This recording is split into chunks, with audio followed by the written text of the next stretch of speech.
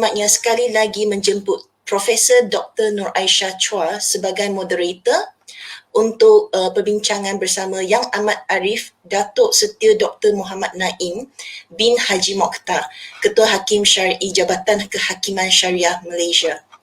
Dengan segala hormatnya dipersilakan.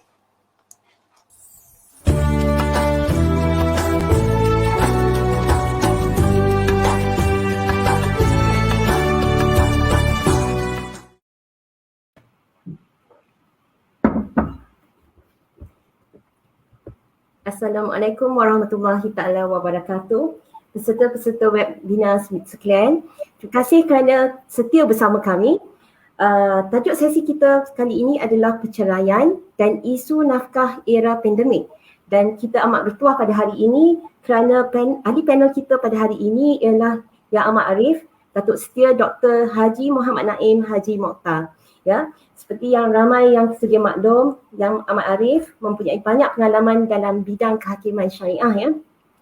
Yang Amat Arif Datuk berkelulusan ijazah sarjana muda Undang-Undang LLB dari Universiti Islam Antarabangsa Malaysia, sarjana Undang-Undang LLM dari University of London, United Kingdom, diploma dalam Undang-Undang Syariah dan Amalan DSLP daripada UIAM, diploma dalam pentadbiran dan kehakiman DAIJ dari UIA dan Dr. Falsafah PhD Syariah daripada Universiti Kebangsaan Malaysia.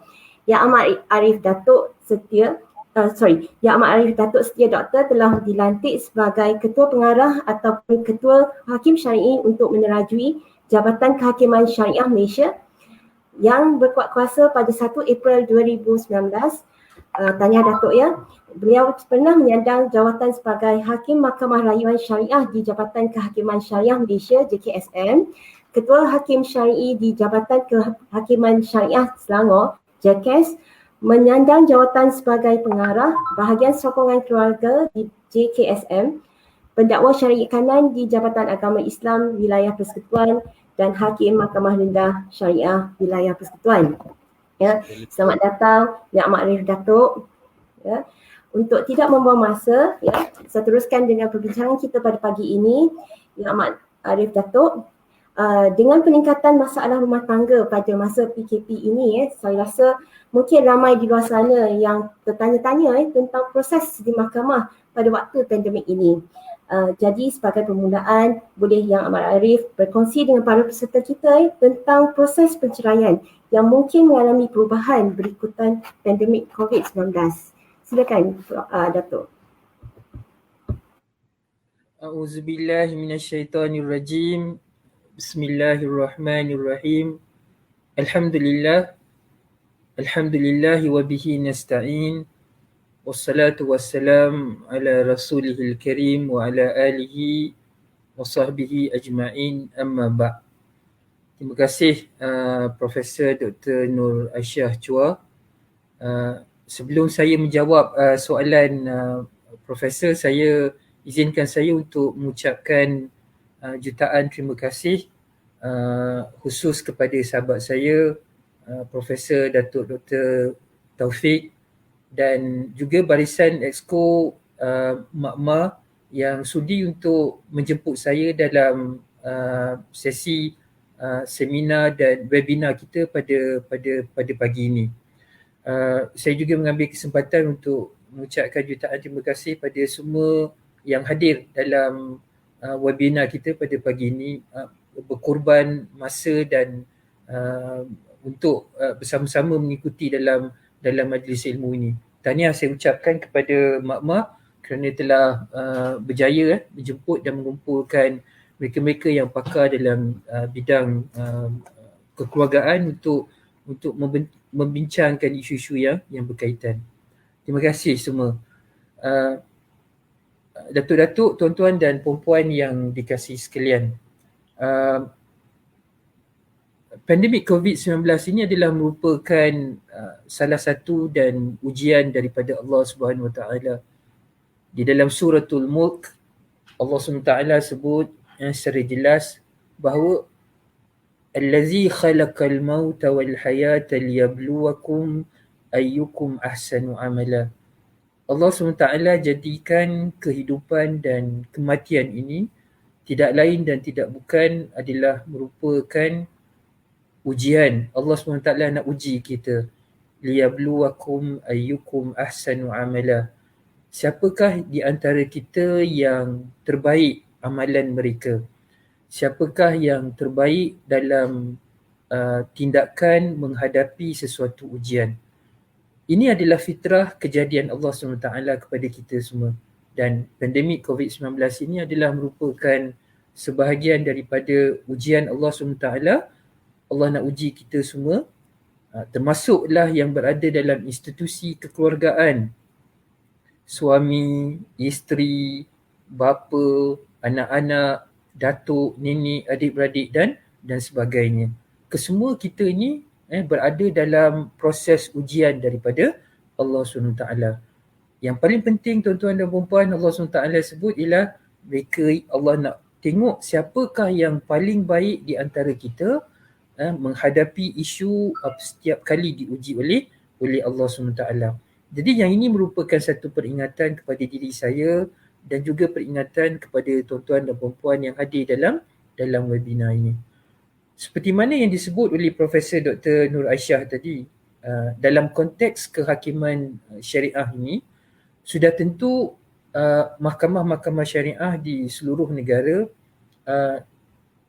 telah diberikan kuasa di bawah perlembagaan persekutuan dan juga di bawah akta ataupun enactment pentadbiran agama Islam, akta ataupun enactment undang-undang keluarga Islam yang berkaitan untuk menguruskan isu-isu yang berkaitan dengan kekeluargaan.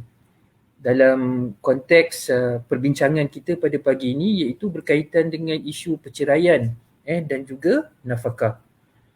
Allah SWT sebut di dalam Al-Quran, Ya ayyuhallazina amanu ati'ullah wa ati'ur rasul wa ulil amri minkum.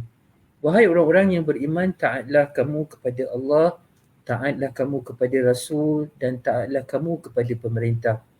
Dalam konteks ini tuan-tuan dan puan-puan, kaedah fiqh menyebut secara jelas bahawa tasarruful imami ala ra'iyati manutun bil maslahah. Tindakan pemerintah yang bertanggungjawab dan adil didasarkan kepada kepentingan rakyat.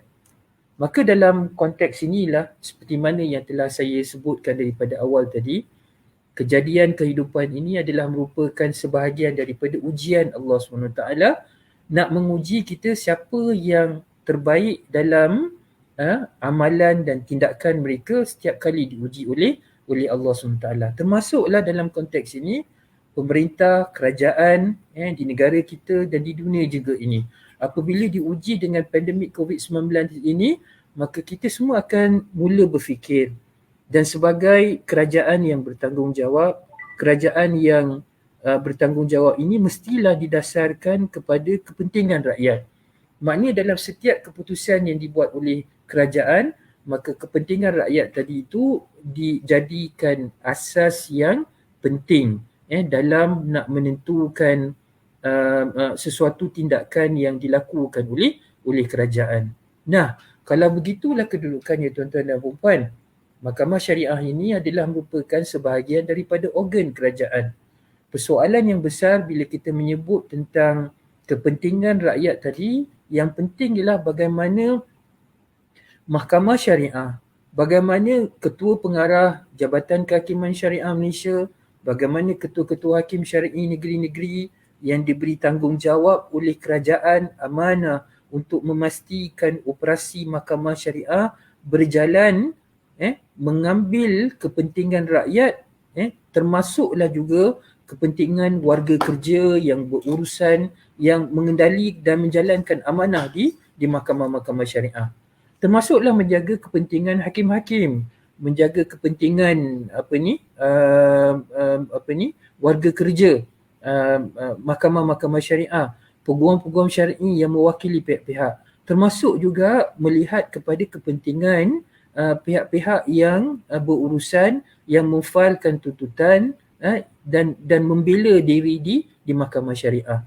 Allah SWT sebut tuan-tuan dan puan-puan secara jelas, innallaha ya'murukum an tu'addul amanati ila ahliha. Sesungguhnya Allah SWT menyuruh kamu untuk menyerahkan amanah kepada ahli ini.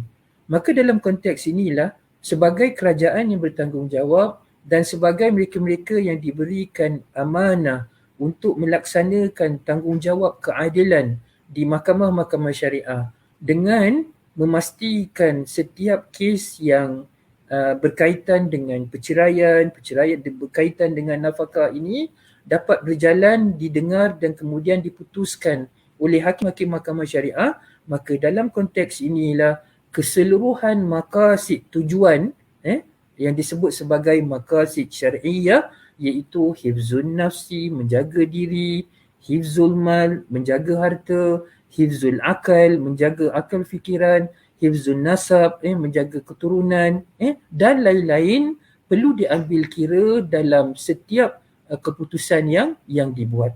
Maka dalam konteks inilah, seperti mana yang disebut oleh Profesor Dr. Nur Aisyah tadi, kerajaan melalui Majlis Keselamatan Negara dalam konteks memikirkan keselamatan rakyat disebabkan berlakunya pandemik COVID-19 ini. Di peringkat awal PKP, kalau tuan-tuan dan puan masih ingat lagi, masa Mac tahun 2020, di awal pandemik COVID-19 ini melanda negara kita, ketika itu operasi mahkamah syariah telah ditutup. Sebab ketika itu mahkamah syariah dan perkhidmatan kehakiman syariah ini tidak dianggap sebagai essential services ataupun perkhidmatan yang diperlukan dan diberikan keutamaan. Maka atas dasar tersebutlah pada peringkat awal mahkamah syariah ini tidak beroperasi. Dengan lain perkataan, tidak ada permohonan perceraian yang didengar oleh hakim-hakim, tidak ada permohonan nafkah yang akan dilayan oleh mahkamah-mahkamah syariah disebabkan telah ada keputusan yang dibuat oleh Majlis Keselamatan Negara. Tuan-tuan dan puan yang saya kasih sekalian, sudah tentu apabila Majlis Keselamatan Negara membuat keputusan, namanya pun keselamatan negara. Maknanya apabila kerajaan melalui MKN telah membuat keputusan itu, sudah tentu pertimbangan utama sebagai kerajaan yang bertanggungjawab tidak lain dan tidak bukan ialah untuk memastikan bahawa rantaian COVID-19 ini dapat dihentikan. Dalam konteks mahkamah syariah, kemungkinan ketika itu bila mana mahkamah syariah ini tidak termasuk dalam definisi essential services, maka sudah tentu tujuan daripada tersebut ialah untuk memastikan supaya COVID-19 ini tidak berlaku ataupun jangkitan COVID-19 ini tidak berlaku di mahkamah-mahkamah, sama ada di mahkamah sivil maupun di mahkamah syariah. Jadi itu kedudukannya tuan-tuan dan puan, dan kita menghormati keputusan Majlis Keselamatan Negara dengan harapan untuk menjaga dan memastikan rantaian COVID-19 ini dihentikan. Walau bagaimanapun tuan-tuan dan puan, Jabatan Kehakiman Syariah Malaysia dan saya sebagai Ketua Perkhidmatan dan Ketua Pengarah dan Ketua Hakim Syar'i dan juga Ketua-Ketua Hakim Syar'i amat memahami bahawa dalam masa yang sama juga dalam tempoh PKP ini melalui beberapa kajian dan panggilan-panggilan aduan yang kita terima, berlaku masalah-masalah. Yang paling ketara sekali berlaku dalam tempoh PKP Mac 2020, bermula daripada Mac 2020, ialah berlakunya perceraian dan juga berlakunya keganasan rumah tangga. Of course kita harap, kita ingatkan bila suami isteri ini duduk BDR, bekerja daripada rumah, suami yang mungkin bekerja, isteri yang duduk, suami berada di rumah, isteri mungkin berada di rumah, kerja daripada rumah, disebabkan oleh arahan melalui PKP ini, dapat mengeratkan hubungan kekeluargaan disebabkan pasangan-pasangan berada di rumah. Tetapi harapan kita kadang-kadang tidak berlaku sebegitu sebab mungkin cara orang tu berbeza. Mungkin ada yang beremosi, tekanan. Jadi apa yang berlaku, kita dapati ada kes-kes yang melibatkan keganasan rumah tangga yang berlaku dalam tempoh PKP yang pertama. So, kalau itulah keadaannya tuan-tuan dan puan, maknanya kita yang diberikan amanah kepimpinan dalam institusi kehakiman syariah ini, kita telah duduk bincang bersama-sama dengan semua ketua-ketua hakim syar'i untuk mencari jalan yang terbaik bagaimana kita boleh memohon kepada Majlis Keselamatan Negara, kita bawa bukti-bukti yang menunjukkan apa yang berlaku dalam tempoh PKP ini dan kita present kepada Majlis Keselamatan Negara. Alhamdulillah tuan-tuan dan puan, pada sekitar bulan April Majlis Keselamatan Negara telah mempertimbangkan permohonan daripada Jabatan Kehakiman Syariah Malaysia untuk membenarkan mahkamah-mahkamah syariah di seluruh negara dibenarkan operasinya dengan SOP yang ketat dan mahkamah mendengar kes-kes perceraian, kes-kes nafkah yang mana kita klasifikasikan sebagai kes-kes yang perlu kepada penyelesaian yang segera. Jadi Prof. Dr. Nur Aisyah, yang ini yang saya katakan tadi, bagaimana kita bertindak atas dasar kerajaan dan yang bertanggungjawab, dan alhamdulillah kita telah diberikan kebenaran untuk mendengar kes-kes perceraian walaupun dalam melibatkan sedikit persetujuan daripada pihak-pihak, dan juga kita perlu pastikan bahawa hanya kes-kes yang terdesak yang kita benarkan untuk didengar dalam tempoh PKP 1.0 ataupun 1.0 dahulu. So kalau tuan-tuan dan puan masih ingat selepas daripada itu alhamdulillah keadaan bertambah baik, mahkamah syariah pun telah mula dibuka dan banyak kes-kes yang telah didengar, dan alhamdulillah juga dalam masa yang sama juga kita telah bersetuju untuk menggunakan dengan norma baru setengah-setengah perbicaraan yang melibatkan persetujuan bersama. Kita benarkan kes-kes perceraian ini dan juga kes-kes nafkah yang mendesak ini untuk kita dengar secara online. So alhamdulillah ini adalah norma baru yang berlaku bukan di dunia ini, di negara kita, dan sudah tentu institusi kehakiman syariah ini yang sangat progresif mengambil kira kecanggihan IT yang sedia ada ini, maka kita ambil manfaat dalam konteks untuk memberikan keadilan kepada pihak-pihak. Maka atas dasar persetujuan pihak-pihak, ada kes-kes yang terdesak dan perlukan kepada keputusan segera, hakim-hakim kita mengendalikan kes-kes tersebut secara online. So jadi ini kedudukan yang berlaku Prof. Dr. Nur Aisyah. Dalam masa yang sama, SOP yang ketat kita laksanakan. Kalau kes itu didengar secara fizikal, maka kita telah memberi cadangan kepada pihak MKN.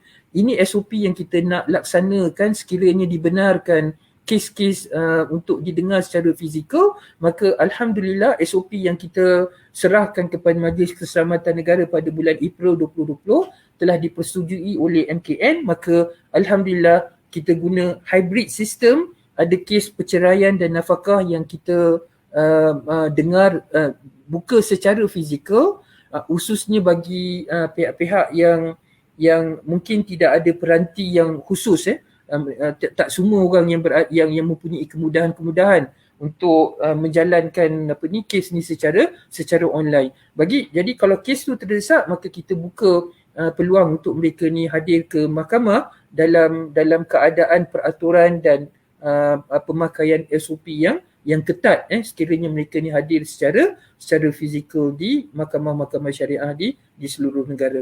So jadi perkara ini berjalan berterusan sehinggalah pada PKP 3.0 daripada 1 Jun hinggalah ke 14 hari bulan Jun, PKP 3.0 yang diumumkan oleh kerajaan, kalau tuan-tuan dan puan-puan masih ingat. Dan ketika itu ada beberapa orang hakim dan juga peguam-peguam syar'i yang terkena COVID-19 ini. Jadi maknanya dia dah ada kes yang dah walaupun isolated cases tapi dah mula menjalan, sebab ketika itu agak sporadik. So jadi bila bila kerajaan mengumumkan PKP 3.0 tu, tuan-tuan dan puan-puan masih ingat kita telah berbincang dengan semua ketua-ketua hakim syar'i dan ketika itu mengambil kira keputusan MKN dan mengambil kira keselamatan peguam-peguam syar'i dan juga pihak-pihak yang berurusan dengan mahkamah dan khususnya yang melibat warga kerja mahkamah, hakim-hakim syar'i dan juga mereka-mereka yang bekerja dalam Dewan Mahkamah, maka kita telah mengambil keputusan untuk menutup sementara daripada mula 1 hari bulan Jun sehinggalah pada 14 hari bulan Jun yang lepas sebab suasananya begitu kronik ketika tersebut dan itu keputusan yang kita terpaksa ambil. Tetapi Alhamdulillah fasa yang kedua PKP 3.0 ini bermula daripada 15 Jun yang lepas. Alhamdulillah hampir keseluruhan ketua-ketua hakim syar'i kita telah berbincang dan kita telah mula luaskan operasi mahkamah-mahkamah syariah di seluruh negara. Maka Alhamdulillah ketika ini hampir keseluruhan mahkamah-mahkamah syariah negeri-negeri telah mula beroperasi dengan yang agak ketat sama seperti PKP 1.0 yang lepas. Jadi saya mengharapkan itu kedudukannya Prof. Dr. Nur Aisyah. Soalan yang ditanyakan kepada saya tadi tu berkaitan dengan proses perceraian di mahkamah syariah, perubahan yang dihadapi berikutan daripada pandemik COVID-19 ini. Terima kasih. Terima kasih Datuk. Mungkin ramai yang mungkin tak dapat gambarkan macam mana prosiding secara online berlaku di dalam mahkamah syariah. Adakah mungkin Datuk boleh share dengan kita bagaimana sebenarnya prosiding diadakan di dalam mahkamah syariah itu sendiri?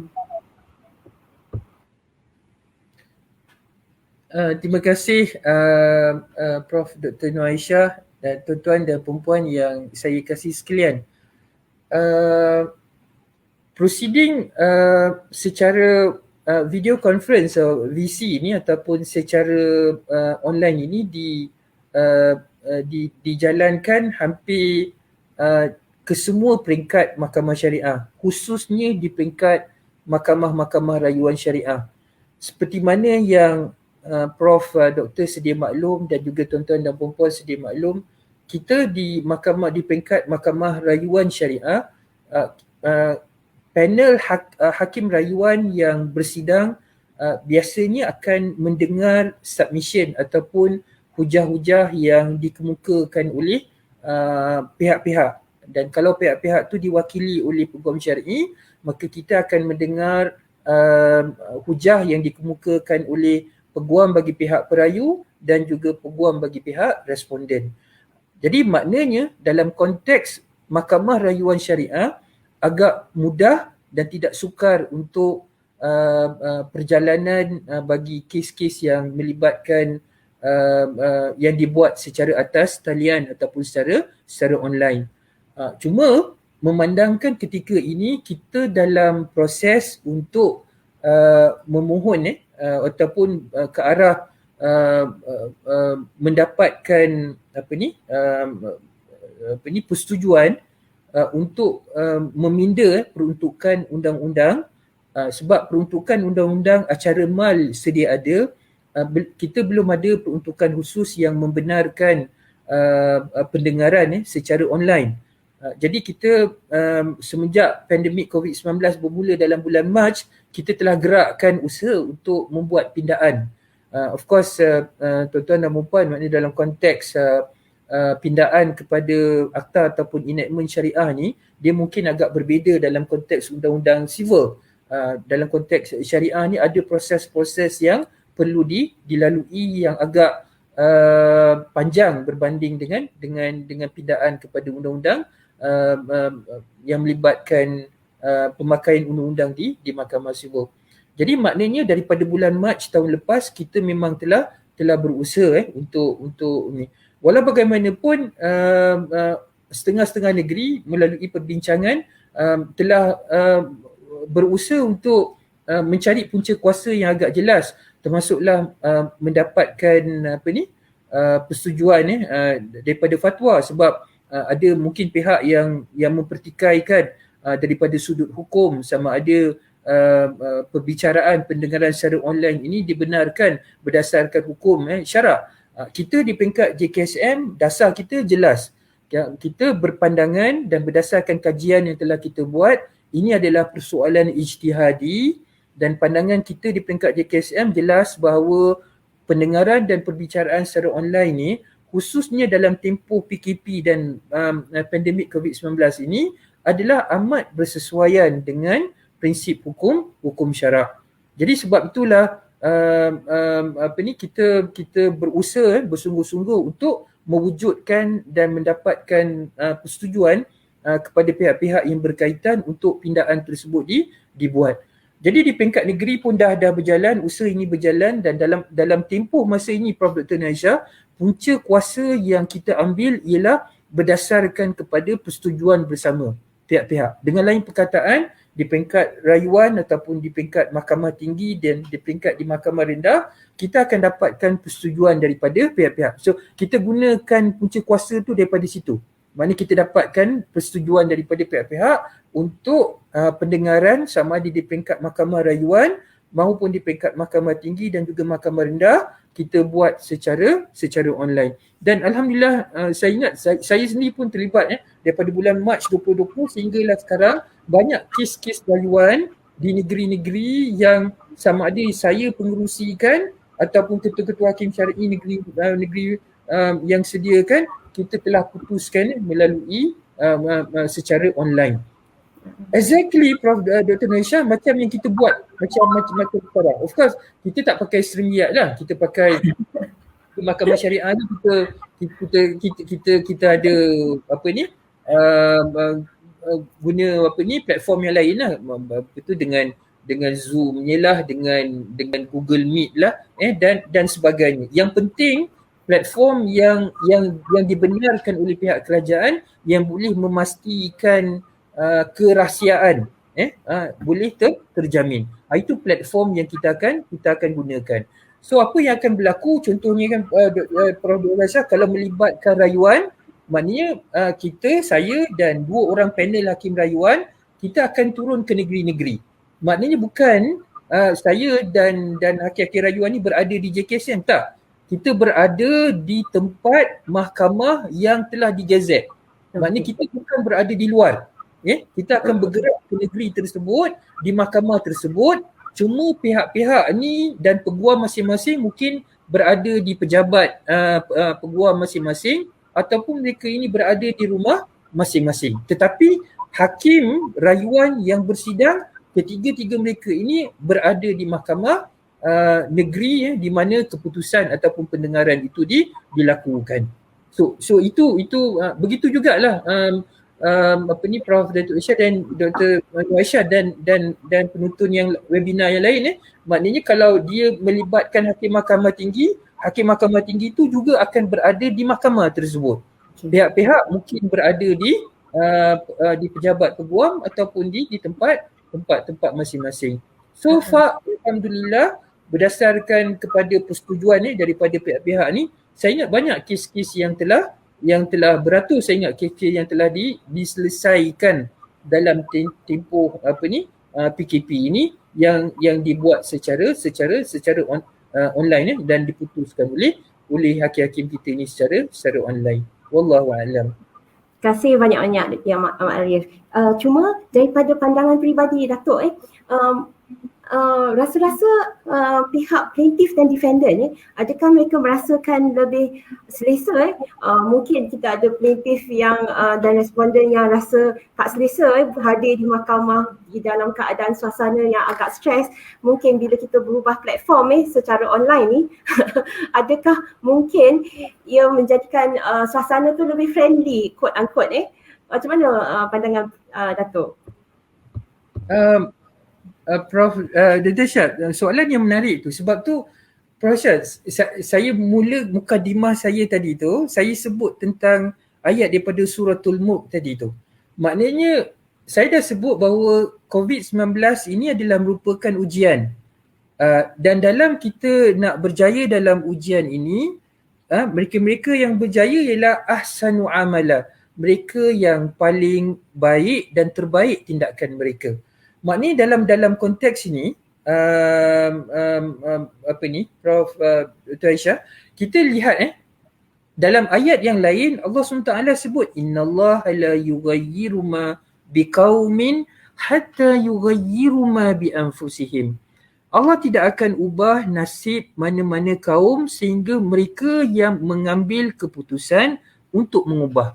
Maka dalam konteks ini bila kita baca Prof Nasha antara ayat suratul Mulk tadi dengan ayat yang Allah ajar kita supaya melakukan perubahan, maka sudah tentu sebagai hamba-hamba Allah, khususnya mereka-mereka yang beriman, sama ada mereka-mereka adalah hakim-hakim mahkamah syariah ataupun mereka adalah pihak plaintiff ataupun defendant yang berurusan di mahkamah syariah, dengan adanya pandemik COVID-19 ini, maka kita sudah sepatutnya mula berfikir dan cari jalan yang terbaik untuk kita adapt.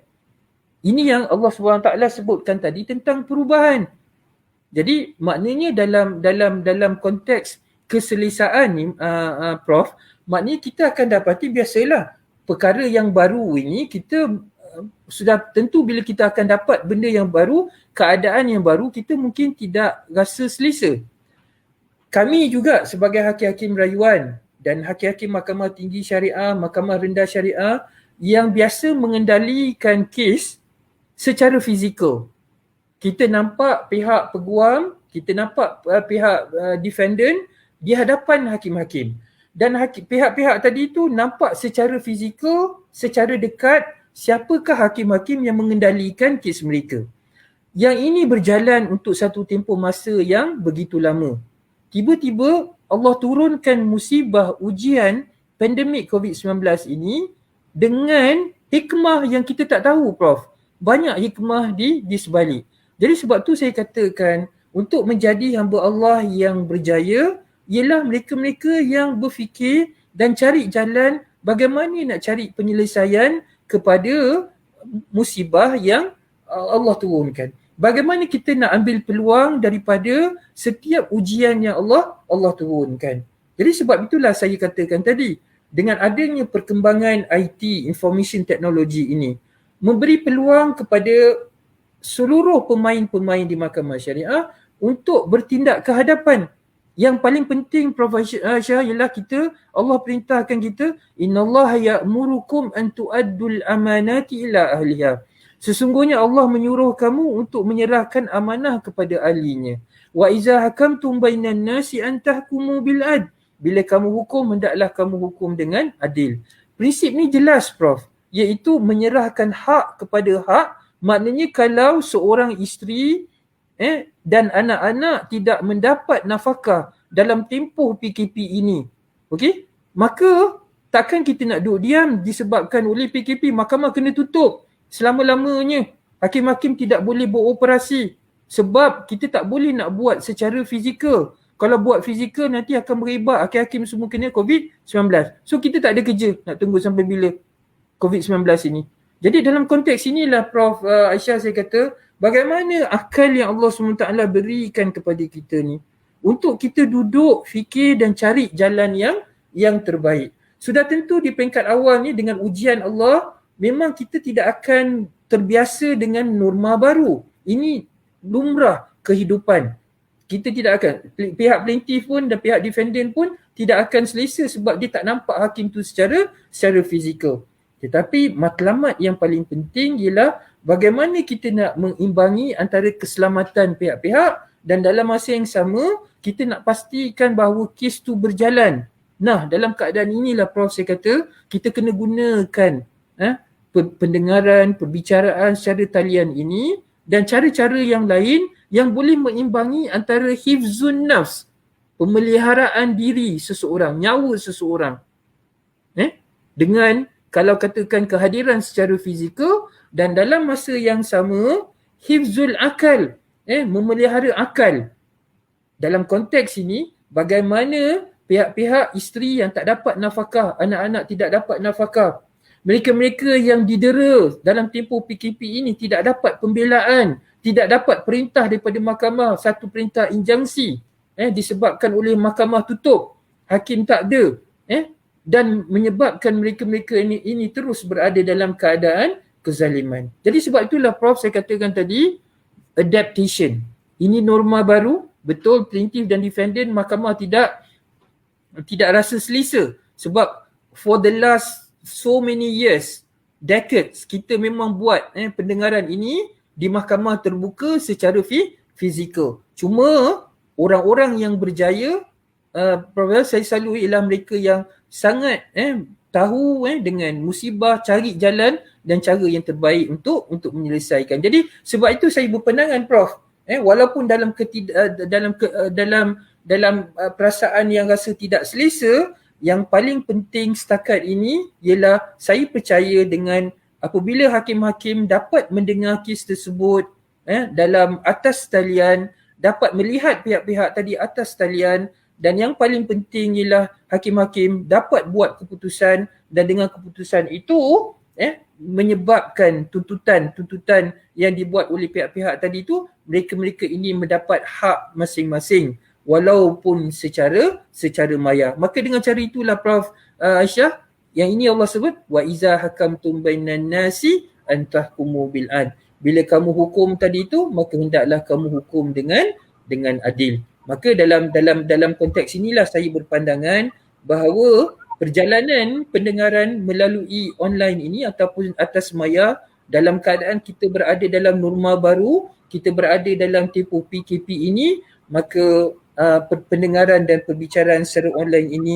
sudah tentu akan dapat membantu mahkamah untuk menjalankan tanggungjawab yang ditetapkan kepada mereka untuk memberikan keadilan kepada pihak-pihak dan memberikan hak kepada mereka-mereka yang berhak. Saya percaya insya-Allah apabila kita telah tempoh yang masa lama nanti Prof Aisyah, bila kita laksanakan pendengaran secara online ini, maka hakim-hakim mahkamah syariah ini sudah mula terbiasa dengan norma yang baru ini, maka tidak akan timbul lagi isu ketidakselesaan. Bahkan dalam konteks mobility pihak-pihak, kos pihak-pihak untuk datang ke mahkamah, saya rasa lebih banyak kos yang dapat dikurangkan, perbelanjaan pihak-pihak dapat dikurangkan sekiranya pendengaran sesuatu kes itu akan didengar secara maya. Wallahu a'lam. Terima kasih yang Arif Dato'. Cumanya mungkin dari segi aspek yang lain, dari segi psikologi pihak plaintiff dan defendant, kemungkinan kita ada plaintiff dan defendant yang rasa gemuruh berada di hadapan secara fizikal di depan hakim-hakim, contohnya di bangunan yang gah tu, kemungkinan pada masa akan datang mungkin para plaintiff dan defendant akan rasa mungkin lebih comfortable berada di dalam talian, jadi tak rasa gemuruh sangat berada di depan fizikal hakim itu sendiri. Cuma ni daripada apa yang telah mahkamah syariah go through selama kita berada dalam keadaan PKP ini, adakah proses proceeding dan sebagainya yang berada dalam keadaan online ini telah mengambil masa yang lebih panjang berbanding dengan keadaan fizikal? Mungkin ada ramai peserta di luar sana yang mungkin menghadapi masalah yang bercadang untuk mengambil tuntutan membuat tuntutan di mahkamah. Ini tahu apakah implikasi sekarang? Adakah dia akan mengambil masa yang lebih panjang ataupun sama seperti fizikal? Okey, terima kasih Prof. Saya sebutkan berkaitan dengan isu punca kuasa tadi, tuan-tuan dan puan. Setakat ini kita dalam proses untuk membuat pindaan kepada Seksyen 119 Akta ataupun Enactment Tata Cara Mal. Dengan lain perkataan Prof, sekiranya pindaan ini dibuat, tidak timbul isu berkaitan dengan punca kuasa yang kita ada. Yang itu akan berjalan. Sementara nak menunggu pindaan tersebut dibuat, saya dah sebutkan tadi, sama ada di peringkat mahkamah rayuan, di peringkat mahkamah tinggi dan juga mahkamah rendah, kita berpegang kepada persetujuan pihak-pihak. Dengan lain perkataan ni Prof, kita banyak sama ada secara fizikal, okey, semasa bukan tempoh PKP pun kita memang ada banyak Prof kes-kes yang mana pihak-pihak telah memberikan persetujuan. Jadi bagi kes-kes yang ada konsensus between the plaintiff and the defendant, kes ini kalau dibuat secara fizikal memang mudah penyelesaian dia. Sebab tidak ada pertikaian di antara pihak plaintiff ataupun pihak defendant. Pihak yang memohon dan pihak yang dituntut. Pihak yang menuntut dan pihak yang dituntut. Sebab mereka ni bersetuju. Contohnya, kalau katakan Prof, suami dan isteri, okey, mereka ni nak bercerai, okey, dan ada persetujuan di antara pihak-pihak ni untuk bercerai. Dan dalam masa yang sama juga Prof, dalam tempoh PKP, saya tak sebut tentang PKP lagi, ni maknanya dalam konteks fizikal, kita ada pandemik COVID-19 ini. Kalau contohnya macam di negeri Selangor, kita ada fast track, kes-kes yang ada persetujuan perceraian secara bersama diselesaikan kurang daripada 6 jam. Maknanya pihak-pihak hadir mendaftarkan kes di kaunter, terus dibawa ke dalam Dewan Hakim dan suami akan lafaz talak. Yang ini terlibat dalam fast track punya kes, kurang daripada 6 jam boleh selesai.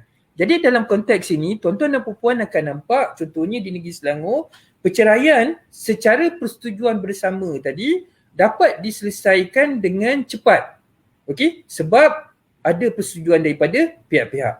Dan saya tekankan di sini tuan-tuan dan puan, kita dalam konteks pendengaran secara atas talian ini, sementara kita nak menunggu mewujudkan satu peruntukan yang khusus, kita memegang kepada punca kuasa tu kepada persetujuan pihak-pihak.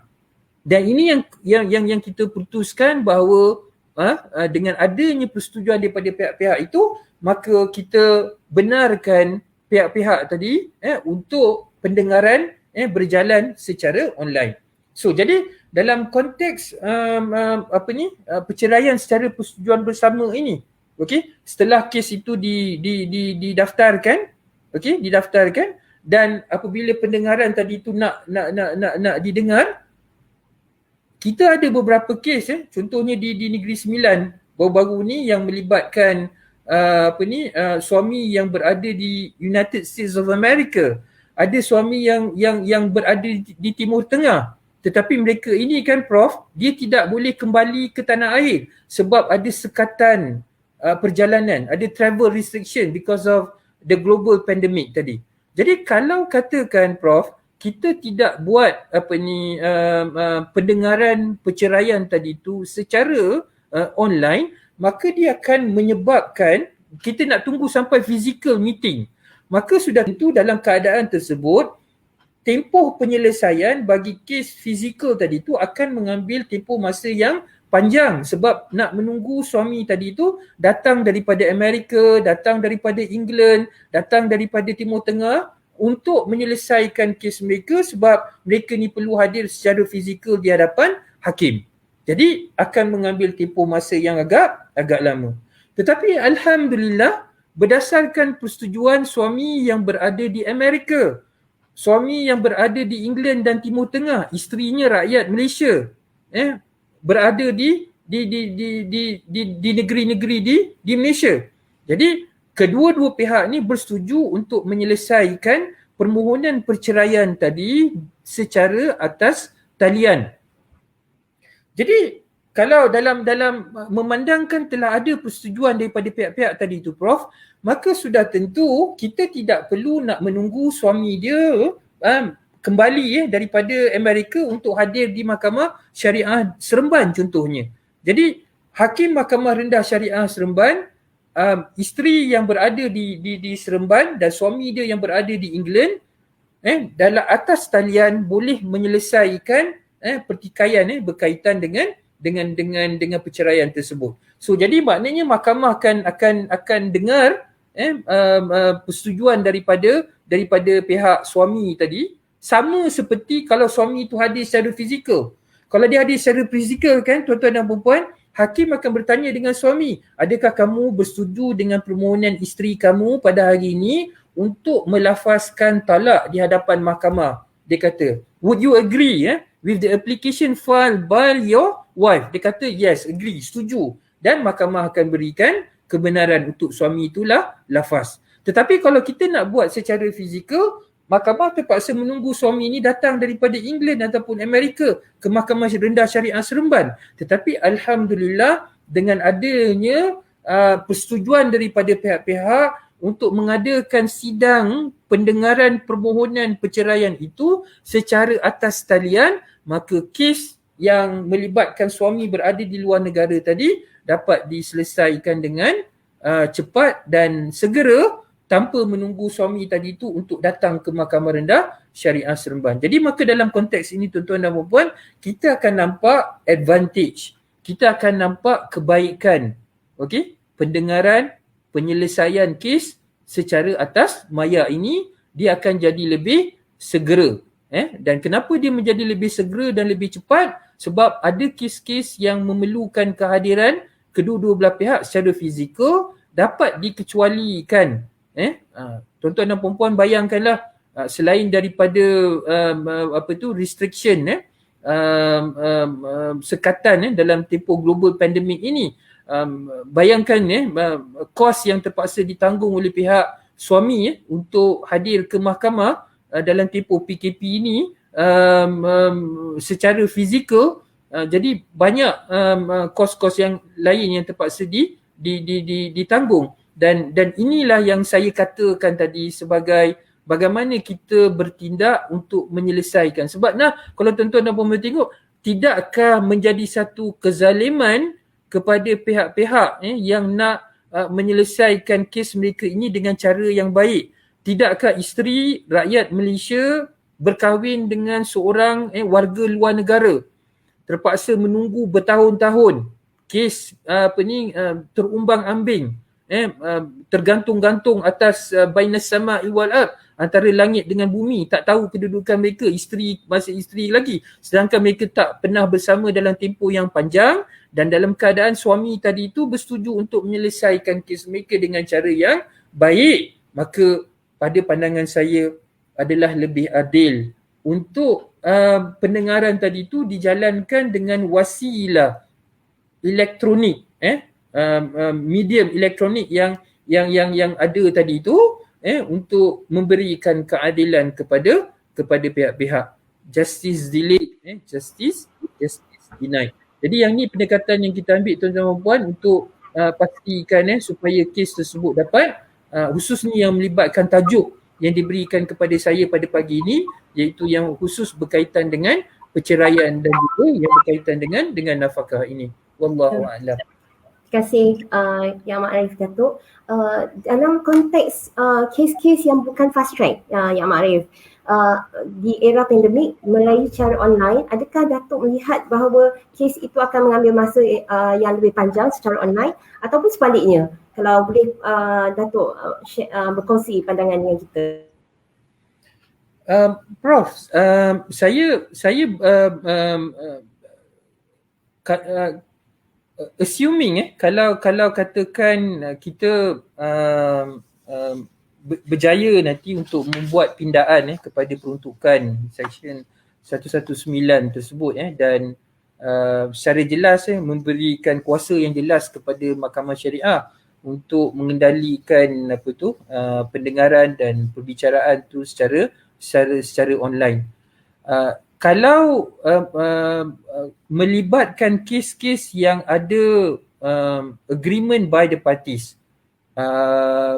undisputed cases, macam yang saya sebutkan tadi Prof, kalau katakan pihak-pihak tu memberikan persetujuan untuk menyelesaikan tuntutan perceraian tadi tu secara bersama, maknanya saya tak nampak pendengaran ataupun perbicaraan secara online ni akan menghadapi masalah. Dia akan jadi cepat. Dia tak jadi, contoh macam yang saya sebutkan tadi.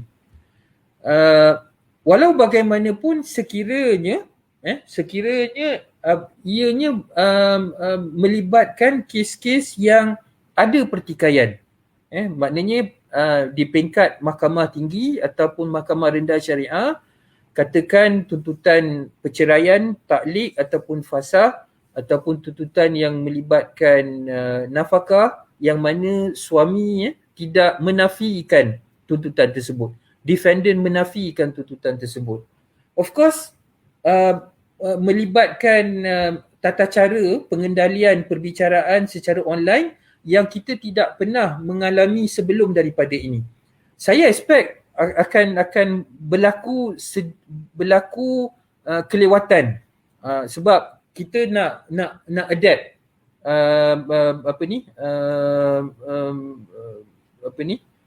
Prof dengan suasana pendengaran perbicaraan yang melibatkan trial ataupun pendengaran. Sebab kalau Prof dan tuan-tuan dan puan-puan sedia maklum, kalau katakan pihak-pihak ini bersetuju, then it will be a straightforward case. Mahkamah ambilkan persetujuan daripada pihak-pihak dan kemudian merekodkan terma-terma persetujuan tersebut dan mengeluarkan perintah persetujuan. Khalas, mafi muskilah. Tak ada masalah untuk dan kes itu diselesaikan dengan cepat.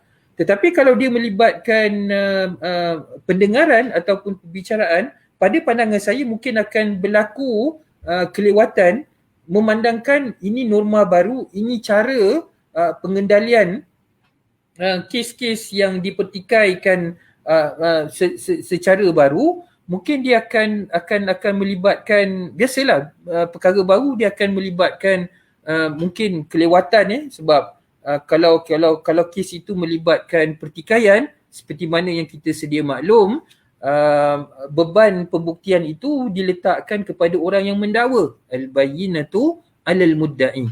The presumption the burden of proof lies on the plaintiff. Maknanya orang yang mendakwa tadi tu perlu membuktikan kes dia. Tuan-tuan dan puan, kita sedia maklum dan mereka yang biasa terlibat dalam sistem kehakiman sama ada di mahkamah syariah ataupun di mahkamah sivil, selalunya bila kita sebut kenapa sesuatu tuntutan itu lambat untuk diselesaikan, kerana ianya melibatkan proses pembuktian. Okey, yang ini. Tuan-tuan dan puan-puan, bayangkan seorang hakim, ni bayang senario dalam kes fizikal Prof. Ni kes fizikal. Di mana pihak isteri yang mendakwa, contohnya suami dia telah mendera dia. Okey, berlaku penderaan. Jadi isteri mohon mahkamah untuk sabitkan sama ada perceraian taklik ataupun perceraian secara fasakh lisababid darar, disebabkan penderaan oleh suami.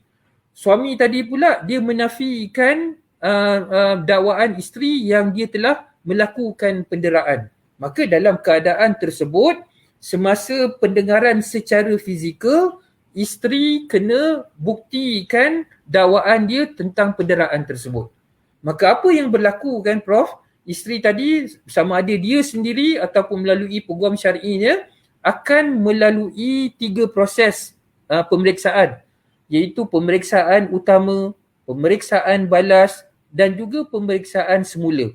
Jadi Prof, proses pemeriksaan inilah yang berlaku secara fizikal di hadapan hakim yang biasanya akan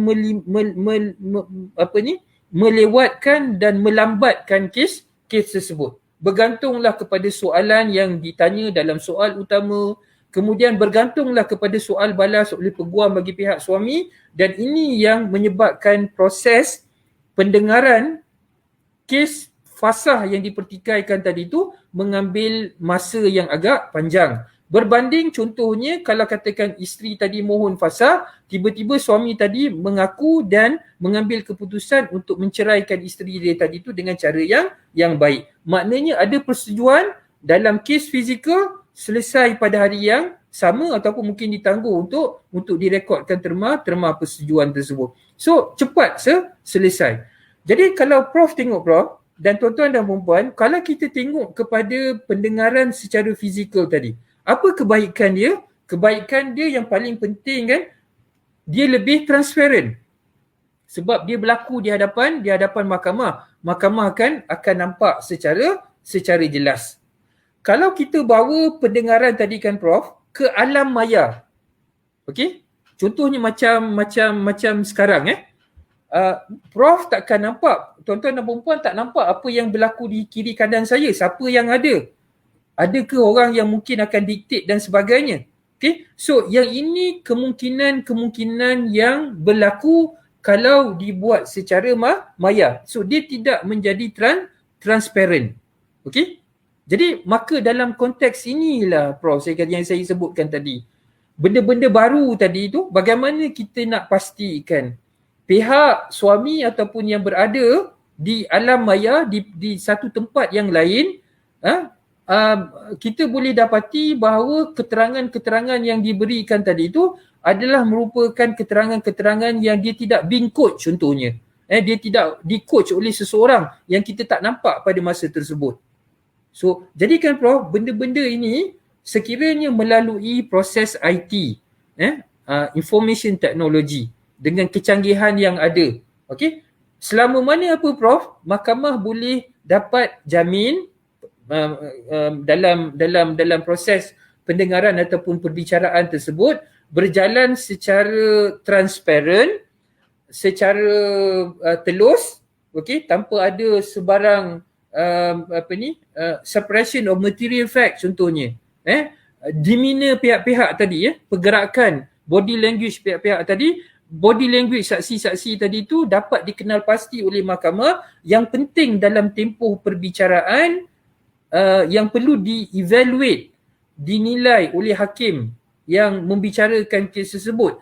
Kalau ianya dapat dipastikan semasa pendengaran perbicaraan secara maya tadi Prof, alhamdulillah saya tak nampak, dan saya mungkin satu masa nanti pendengaran secara maya ini bila dah menjadi satu kebiasaan, maka kemungkinan dia akan jadi lebih cepat being disposed of expeditiously compared to pendengaran tu secara fizikal. So back kesimpulan pada soalan yang Prof dan tuan dan perempuan tanya dengan saya itu, I would expect mengambil kira pendengaran secara virtual ataupun maya ini adalah merupakan satu norma baru di peringkat awal ini.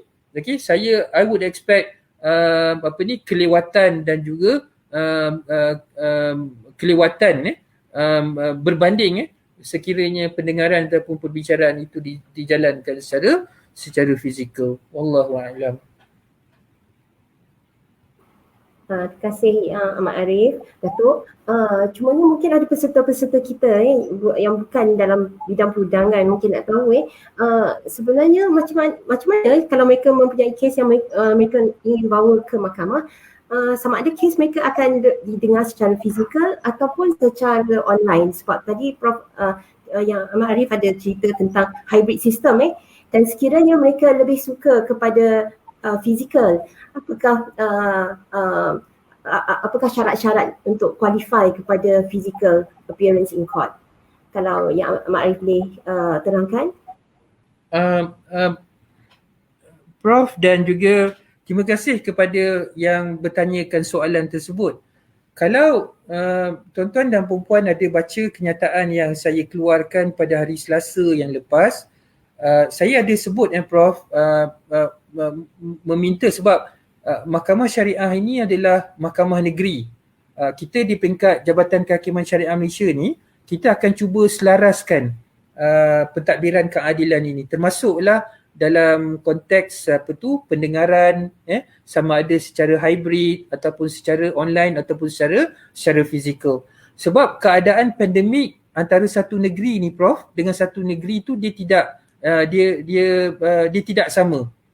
Contohnya kalau macam di negeri Selangor, kita tengok jumlah dia agak ramai yang kena COVID berbanding dekat Perlis contohnya. So jadi jumlah tu mungkin berbeza antara satu negeri dengan negeri yang lain. Jadi sebab itulah Prof, saya dalam kenyataan yang saya keluarkan pada hari Selasa lepas, saya minta untuk pihak-pihak tadi tu merujuk kepada website mahkamah-mahkamah syariah negeri di situ sebab mereka ni yang akan menilai sesuatu tuntutan itu dan ketua-ketua hakim syar'i negeri-negeri akan menilai sama ada kes tersebut boleh dikendalikan secara fizikal ataupun secara online. Secara umumnya kan Prof dan tuan-tuan dan puan yang saya kasih sekalian, pendekatan kita ialah dengan mengambil kira lockdown 3.0 ni dan mengambil kira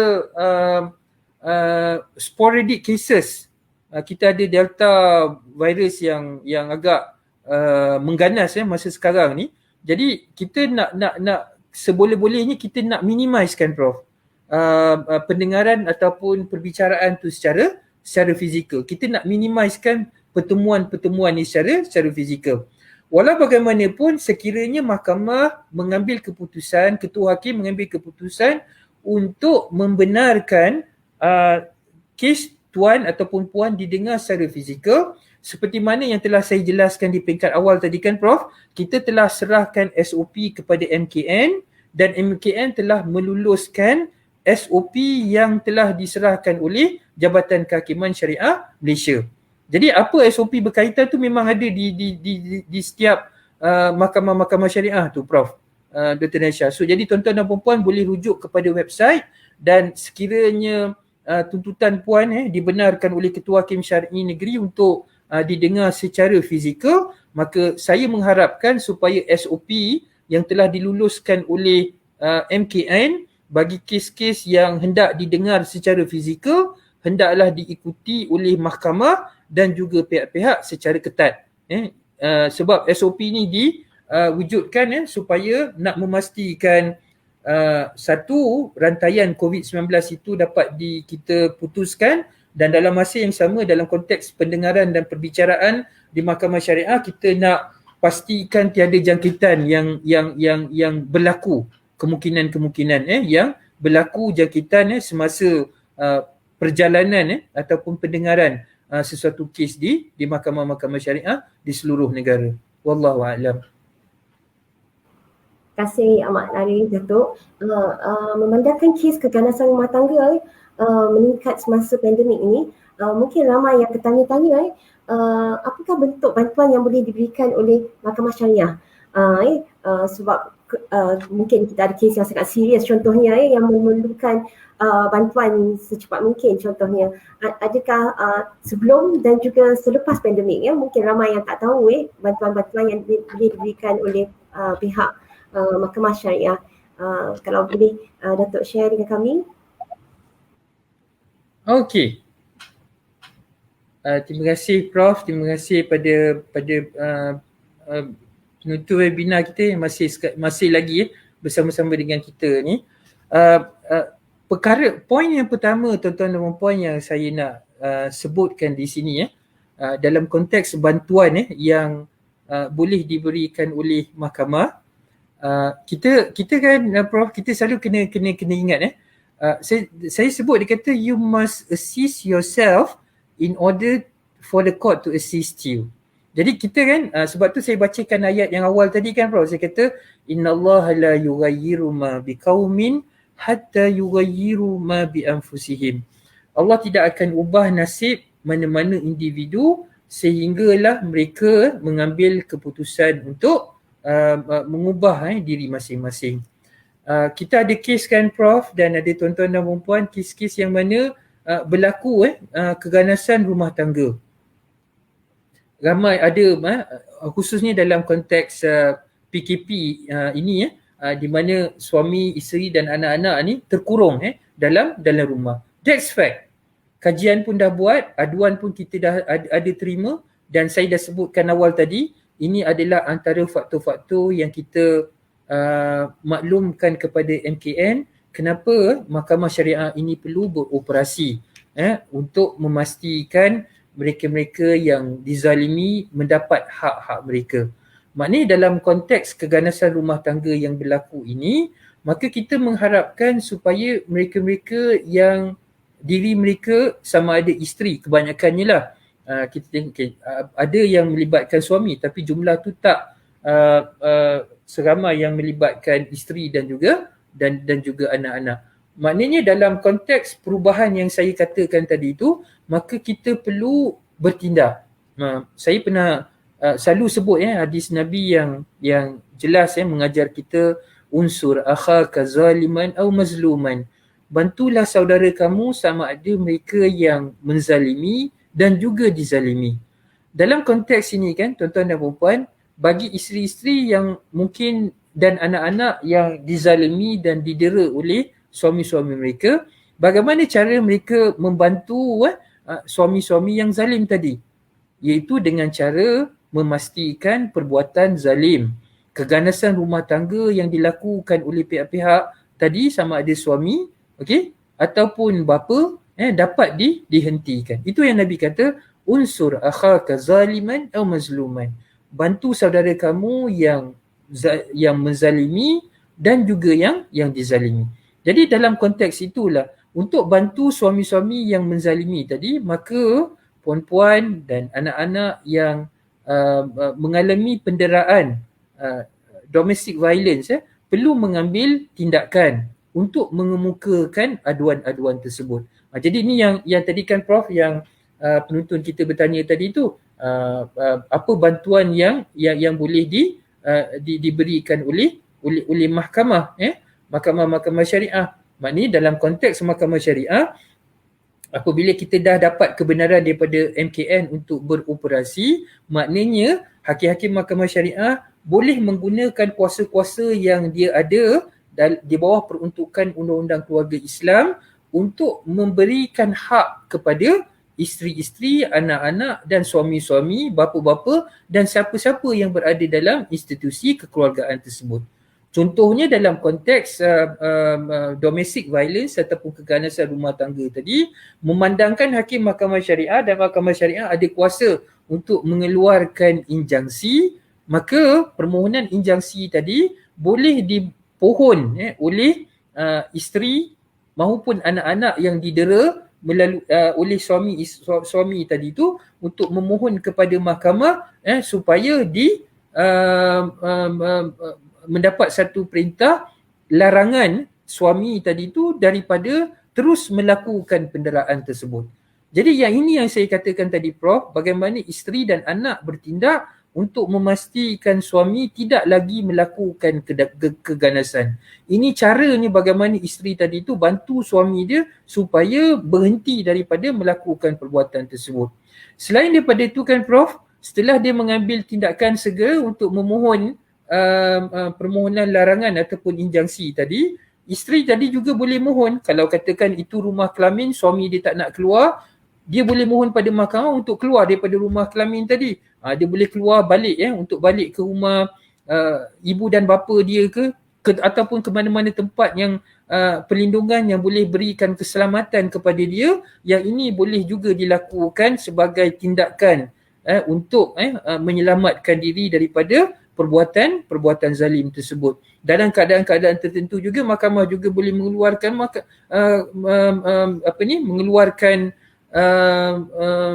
perintah untuk mengeluarkan suami tadi tu daripada rumah kelamin. Contohnya kalau kata mahkamah dapati ada alternatif kediaman yang suami tadi tu boleh duduk dan isteri dan anak-anak tak ada tempat kediaman lain kecualilah di rumah kelamin tersebut, dan mahkamah akan benarkan suami dan anak-anak tadi untuk tinggal dan mengeluarkan suami tadi yang zalim tadi yang melakukan perbuatan keganasan rumah tangga tadi untuk keluar daripada rumah.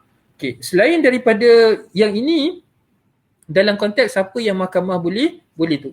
Another immediate bantuan ataupun yang saya rasa yang perlu ialah, pada saya kan Prof, jiran-jiran kena mainkan peranan.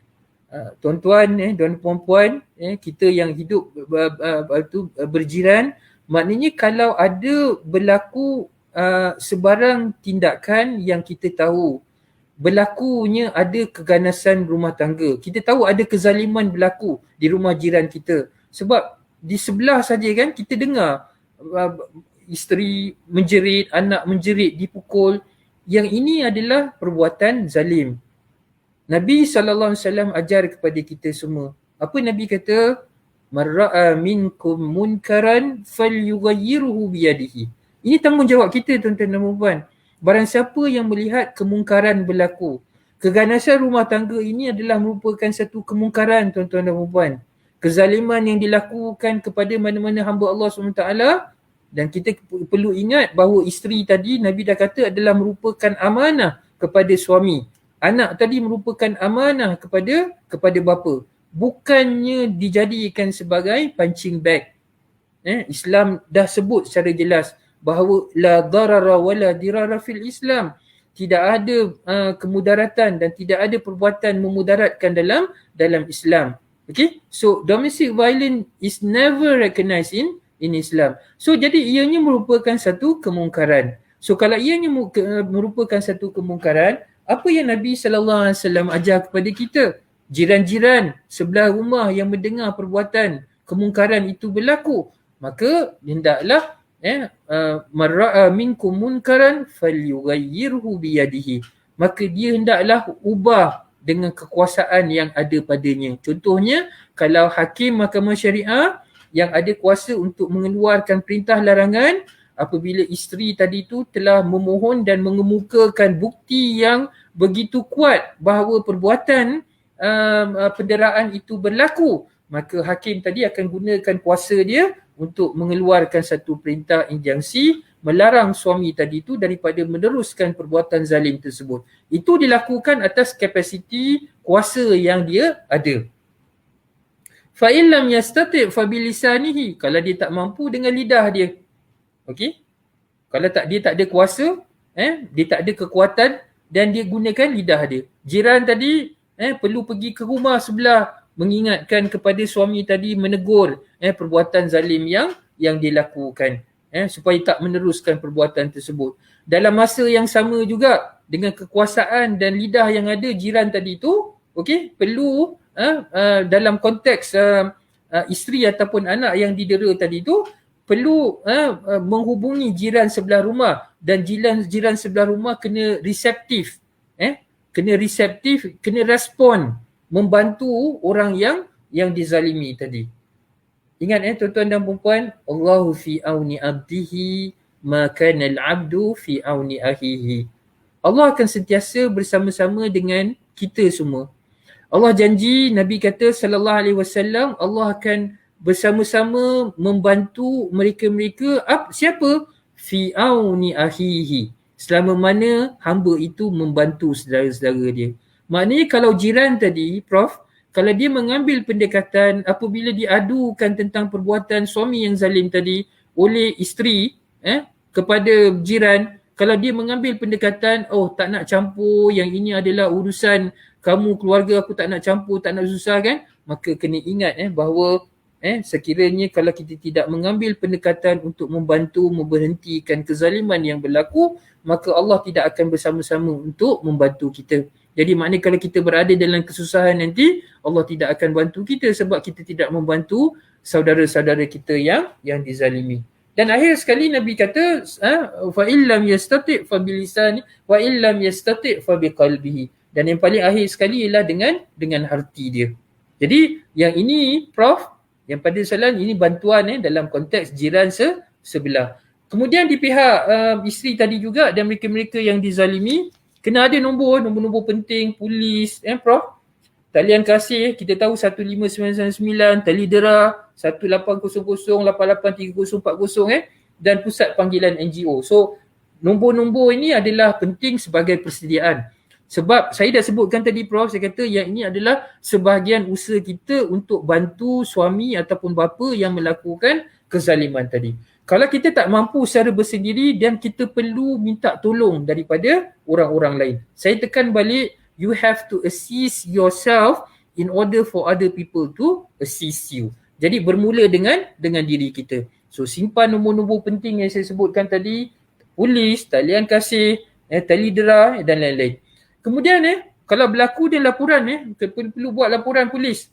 Lapor kepada balai-balai polis, PDRM, Jabatan Kebajikan Masyarakat, hubungi Peguam Syar'i, Jabatan Bantuan Guaman, Pusat Bantuan Guaman, dan ini adalah agensi-agensi selain daripada mahkamah-mahkamah syariah, yang contohnya kalau melalui Peguam, melalui Pusat Bantuan Guaman, kita melalui JKM boleh bantu untuk mengeluarkan remedi undang-undang macam Perintah Perlindungan Interim Protection Order, IPO, daripada magistrate, kemudian Perintah Perlindungan Kecemasan daripada JKM. Okey, yang ini dikeluarkan oleh Jabatan Kebajikan Masyarakat. Jadi dalam konteks mahkamah syariah dan dalam konteks agensi-agensi yang ditubuhkan oleh kerajaan persekutuan ini dan negeri-negeri, tidak lain dan tidak bukan ialah untuk membantu mereka-mereka yang berada dan memerlukan bantuan. Allah SWT sebut wa ta'awanu 'alal birri wat taqwa wa la ta'awanu 'alal ithmi wal udwan. Prof, tuan-tuan dan puan yang saya kasih sekalian, insya-Allah kalau kita semua pemain-pemain ini yang berada di mahkamah-mahkamah syariah, hakim-hakim mahkamah syariah, warga kerja Jabatan Kehakiman Syariah, warga kerja mahkamah-mahkamah syariah negeri-negeri, mereka yang berada di Jabatan Kebajikan Masyarakat, mereka yang berada PDRM, polis, dan semua mereka-mereka yang diberikan tanggungjawab dan amanah untuk memberikan perlindungan dan memberikan bantuan. Kalau kita semua ni boleh bekerjasama, termasuklah Prof dalam konteks ini, saya percaya mak-mak dengan ahli-ahli yang ada, okey, kalau kita semua memainkan peranan yang penting untuk membentuk masyarakat yang bertanggungjawab, memastikan kalau ada berlaku sebarang kezaliman, keganasan rumah tangga yang berlaku, kita buka mata kita dan sentiasa ingat janji Allah dan janji Nabi sallallahu alaihi wasallam untuk bersama-sama dengan kita membantu mereka-mereka yang perlukan bantuan kita. Insya-Allah kalau kita berjaya membentuk masyarakat ini, yang mereka yang diberikan amanah melaksanakan tanggungjawab masing-masing dengan baik dan penuh rasa tanggungjawab, keikhlasan untuk membantu mereka-mereka yang susah, insya-Allah saya percaya Allah akan turunkan bantuan kepada kita semua. Dalam masa yang sama, innallaha la yughayyiru ma biqaumin hatta yughayyiru ma bi anfusihim. Bagi mereka-mereka yang menjadi mangsa keganasan rumah tangga khususnya dalam tempoh PKP ini, tuan-tuan perempuan kena ambil pendekatan untuk melakukan perubahan.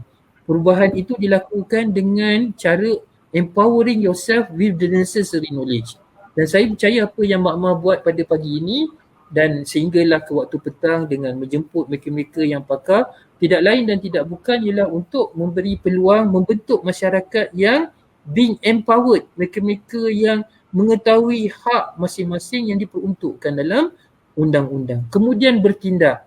Sebab kalau kita tidak bertindak berdasarkan ilmu yang kita ada, maka kita akan dipersoalkan oleh Allah SWT. Kullukum ra'in wa kullukum mas'ulun an ra'iyatihi. Setiap seorang daripada kamu adalah pemimpin.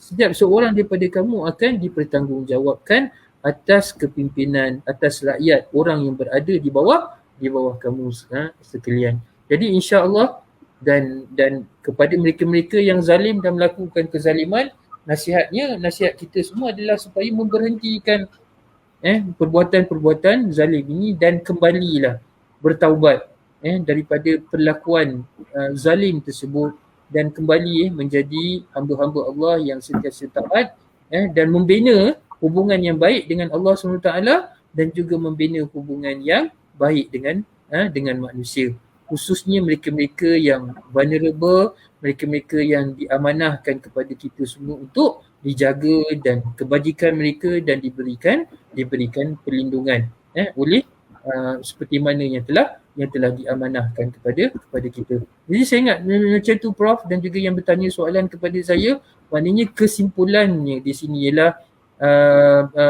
banyak agensi, banyak pihak-pihak, remedi yang diberikan kepada agensi-agensi tersebut, termasuklah mahkamah-mahkamah syariah. Cuma yang paling penting ialah rakyat biasa yang mungkin tidak tahu tentang peruntukan undang-undang boleh mempelajari sedikit sebanyak tentang undang-undang. Jadi kalau ada seminar-seminar, webinar, contohnya kalau di Jabatan Kehakiman Syariah Malaysia ni Prof Dr. Nur Aisyah, kita almost every week kita adakan webinar, kita jemput sebab kami dalam lapangan dan kita tahu apa isu yang sebenar.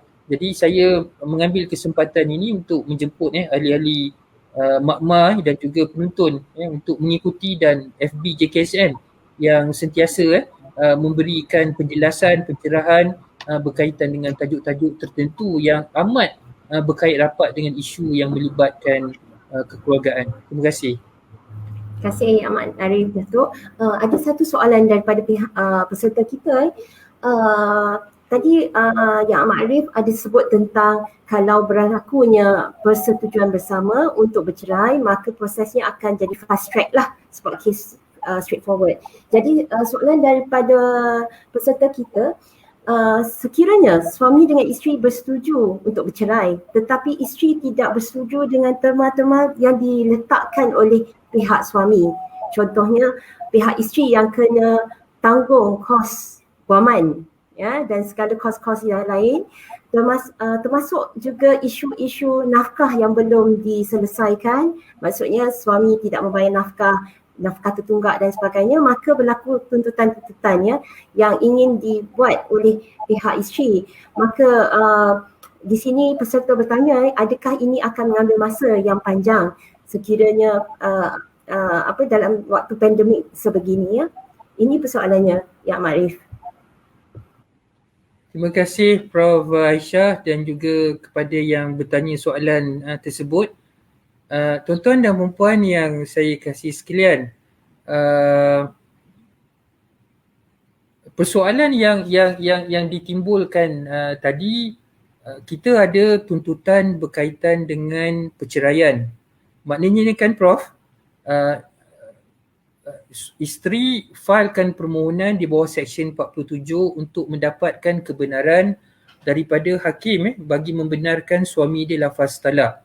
Okey, apa yang akan berlaku ialah akan berlaku perbincangan di antara pihak suami dan juga pihak isteri untuk mendapatkan apa yang disebut sebagai global settlement ataupun persetujuan secara global. Persetujuan secara global ni maksudnya ialah selepas daripada berlakunya perceraian, isteri ada banyak tuntutan yang boleh dibuat oleh pihak isteri. Contohnya berkaitan dengan nafkah iddah, berkaitan dengan tunggakan nafkah, berkaitan dengan hak jagaan anak, berkaitan dengan nafkah anak, berkaitan dengan mut'ah, berkaitan dengan harta sepencarian dan lain-lain lagi. So ini adalah antara relief ataupun tuntutan-tuntutan yang boleh dibuat oleh pihak isteri selepas daripada perceraian antara dia dengan suami dia.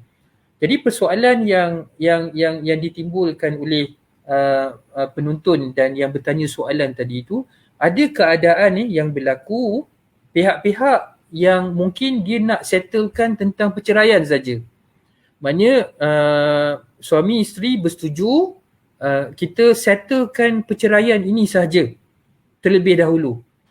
Tuntutan-tuntutan yang lain yang saya sebutkan tadi yang boleh dituntut oleh isteri selepas daripada perceraian, dan isteri tu boleh filekan separately ataupun secara berasingan selepas daripada perceraian. Okey, kalau itulah persetujuan dia, maka alhamdulillah selesai berkaitan dengan perceraian cepat. Maknanya segera boleh selesai. Maknanya bila mahkamah akan kata kita hanya bersetuju setakat nak bercerai dengan baik saja hari ini. So mahkamah akan berikan kebenaran kepada suami tadi tu untuk melafazkan talak. Senario yang kedua, seperti mana yang ditanya oleh puan ataupun cik yang bertanya soalan tadi, ialah di mana suami dia nak global settlement. Dia kata saya tak nak cerai saja diselesaikan pada hari ini. Saya nak semua perkara-perkara berbangkit selepas daripada perceraian juga dipersetujui. Apa dia kata? Dia kata, kamu jangan tuntut nafkah iddah. Kamu jangan tuntut tunggakan nafkah. Kamu jangan tuntut harta sepencarian. Kamu jangan, hak jagaan anak serahkan pada aku. Nafkah anak jangan tuntut. So, jadi selesaikan saja bab cerai.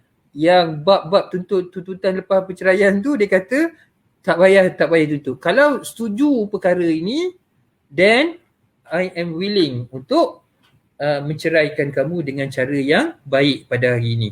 Okay? So Jadi kalau katakan yang pertama tadi tu, senario yang kedua ni, dia selagi dia kata isteri dia tak bersetuju dengan apa yang dia nak tadi, maka dia tak bersetuju untuk lafazkan lafaz cerai. Nasihat saya Prof Aisyah dan kepada penonton yang melihat ataupun yang hadir dalam webinar kita, seminar Makmah pada pagi ini, khususnya kepada para suami. Ad-dinun nasihah. Agama Islam ini didirikan atas dasar nasihat menasihati. Okey. Allah SWT sebut dalam konteks Al-Quran, Allah SWT sebut secara jelas. Okey. Para suami sekalian, imsakum bima'rufin aw tasrihum biihsan. Dalam surah Talaq. Maknanya tanggungjawab seorang suami tadi tu sama ada pegang isteri tadi tu dengan cara yang baik, ataupun tasrihum biihsan, ataupun lepaskan isteri tadi tu dengan cara yang baik. Dengan lain perkataan, kalau suami tadi tu mampu untuk beri kasih sayang, laksanakan tanggungjawab sebagai seorang suami, tidak mendera isteri, tidak mendera anak, jalankan tanggungjawab dengan sebaik-baiknya, itu yang Allah SWT ajar kepada kita, imsakum bima'rufin aw tasrihum biihsan. Tasrihum biihsan ni maknanya lepaskan isteri tadi tu dengan cara yang baik. Dengan lain perkataan, kalau kita dah tak mampu lagi untuk laksanakan tanggungjawab sebagai seorang suami yang baik, okey, kalau dalam tempoh perkahwinan kita mengambil peluang keadaan isteri dan anak-anak, kita dera anak suami, sama isteri tadi tu, sama ada secara fizikal ataupun secara emosi, anak dan isteri tadi tu berada dalam penderaan. Apatah lagi yang banyak berlaku penderaan secara fizikal.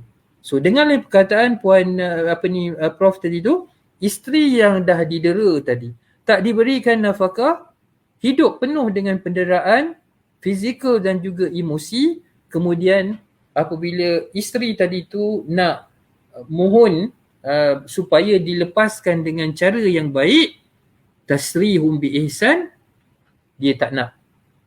Okey, ada yang lagi teruk lagi, ni betul yang berlaku di mahkamah kita biasa, tak nak lepaskan, dera lagi, kemudian womanizing lagi, bersepah-sepah, perempuan sini, perempuan sana, perempuan sini, dah lah tak jalankan tanggungjawab. Kemudian again kita ad-dinun nasihat, kita nasihat menasihati. Maka dalam konteks tersebut, fatazaruha kal mu'allaqah, Allah ajar kita, para suami, jangan sekali-kali kamu tinggalkan mereka ni kal mu'allaqah bainas sama'i wal ard.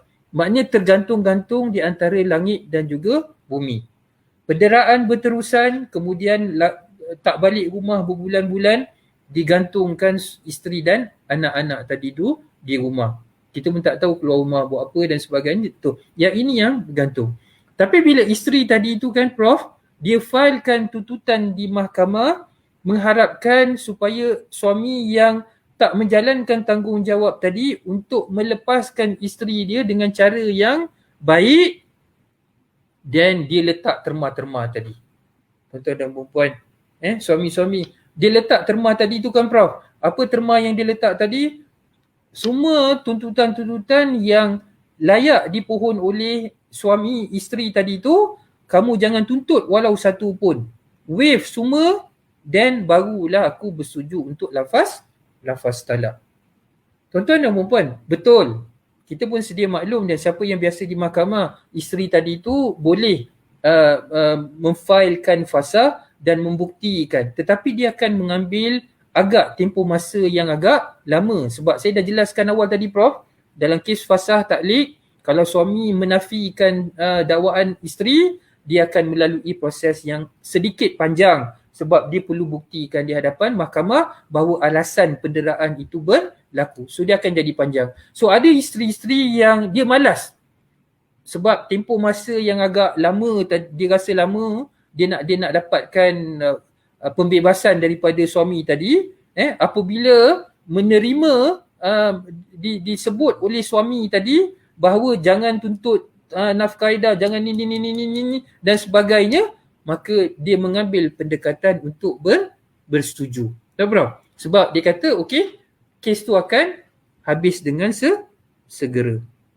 Jadi tuan-tuan dan puan-puan, nasihat saya yang saya maksudkan tadi, yang bagaimana kita nak melihat kan bro tentang tanggungjawab suami tadi, imsakum bima'rufin aw tasrihum biihsan.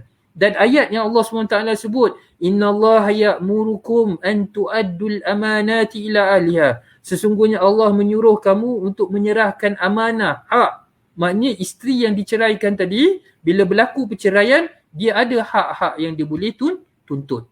Jadi maknanya kita jangan gunakan kuasa yang kita ada, kuasa talak yang ada kita ada untuk terus menggantung isteri tadi, sebab dia kata okey, benda ni kita boleh teruskan selagi aku tak bersetuju, kita teruskan di mahkamah hakim terpaksa mendengar dan kes tu akan mendapat sedikit yang lama. Kalau kata nak dapatkan quick divorce, cerai, saya bersetuju, tapi ini terma-terma yang kamu kena tu. Jadi para suami sekalian, kita kena fikir benda tu. Allah SWT sebut, ya ayyuhallazina amanu la ta'kulu amwalakum bainakum bil batil. Wahai orang-orang yang beriman, jangan sekali-kali kamu memakan hak atau harta orang lain secara batil. Kita tanyalah para suami semua, okay, kita semua sama-sama fikir, adakah dengan cara kita meletakkan terma untuk dapat persetujuan daripada isteri tadi, okay, dengan cara menafikan hak isteri, kalau katakan kalau katakan isteri tadi tu willingly untuk forgo, untuk waive, alhamdulillah, tu tak jadi masalah. Tetapi yang jadi masalahnya, yang dikatakan jangan makan harta orang lain, hak orang lain secara batil, ialah termasuklah kalau kita meletakkan tekanan, kita meletak duress. Kita dah tahu dah kes tu, kezaliman tu kita yang lakukan, tapi kita nak teruskan melakukan penderaan dan kezaliman melalui proses mahkamah. Jadi tuan-tuan yang saya kasih sekalian, sampaikanlah perkara ini kepada rakan-rakan yang mungkin tak ada dalam ni, untuk kita sama fikir-fikirkan. Sebab hujung-hujung ialah kita sama-sama nak membantu untuk menegakkan keadilan. Betul Prof, saya jawab soalan, saya kata tadi, kalau katakan tidak ada persetujuan daripada suami, kes akan pergi kepada perbicaraan biasa, proses perceraian tu akan menjadi sedikit lewat. Cuma nasihat saya di sini ialah, okay, adakah bila berlaku proses di mahkamah tadi, dalam keadaan suami tadi tahu bahawa dakwaan isteri tadi untuk mendapatkan fasal benar, tetapi menggunakan proses mahkamah untuk terus melakukan penderaan. Jadi kita sama-samalah fikirkan, termasuklah semualah yang terlibat kita, sebab kita nak menegakkan keadilan. Jadi kita kena tanya, tepuk dada, kita tanya iman kita. Allah pesan, lagi sekali saya sebut, fatazaruha kal mu'allaqah. Kamu tinggalkan isteri tadi tu dalam keadaan tergantung-gantung. Menggunakan kuasa talak tadi tu untuk menggantung isteri tadi. Imsakum bima'rufin aw tasrihum biihsan. Arahan Allah pada kita, jaga isteri dan anak-anak ini dengan cara yang baik, aw tasrihum biihsan. Kalau kita tak mampu, dan kita lepaskanlah dengan cara yang baik. Jadi saya doakan semoga saya dan para suami di luar sana, kita semua dijadikan bapa-bapa, suami-suami yang bertanggungjawab, suami-suami yang penyayang, untuk kita bentuk masyarakat Islam yang berjaya. Sudah tentu saya percaya ahli-ahli makma yang ada, Prof Datuk Dr. Taufik, sudah tentu ingin dengan adanya webinar ni untuk kita bentuk sama-sama ahli-ahli makma yang sentiasa bertanggungjawab, suami-suami yang bertanggungjawab, isteri-isteri yang bertanggungjawab, dan anak-anak yang bertanggungjawab. Sebab kita nak bentuk institusi keluarga. Sebab daripada kejayaan institusi keluarga inilah yang akan membentuk masyarakat dan juga negara Malaysia yang cemerlang. Wallahu a'lam. Terima kasih Prof. kasih Yang Amat Arif Datuk. Ada soalan daripada peserta kita berkenaan dengan kezaliman yang kita nampak di sebelah jiran-jiran kita ya. Ada yang mendakwa bila mereka cuba nak melaporkan keadaan kezaliman berlaku di kejiranan, pelapor pula yang mengugut pelapor tu. Jadi yang penzalim tu lah yang mengugut jadi mungkin ada peserta yang ingin tahu apa yang pelapor ni boleh buat. Terima kasih Prof dan terima kasih yang bertanya. Prof, saya rasa setiap tindakan yang kita buat tu memang semua ada risiko.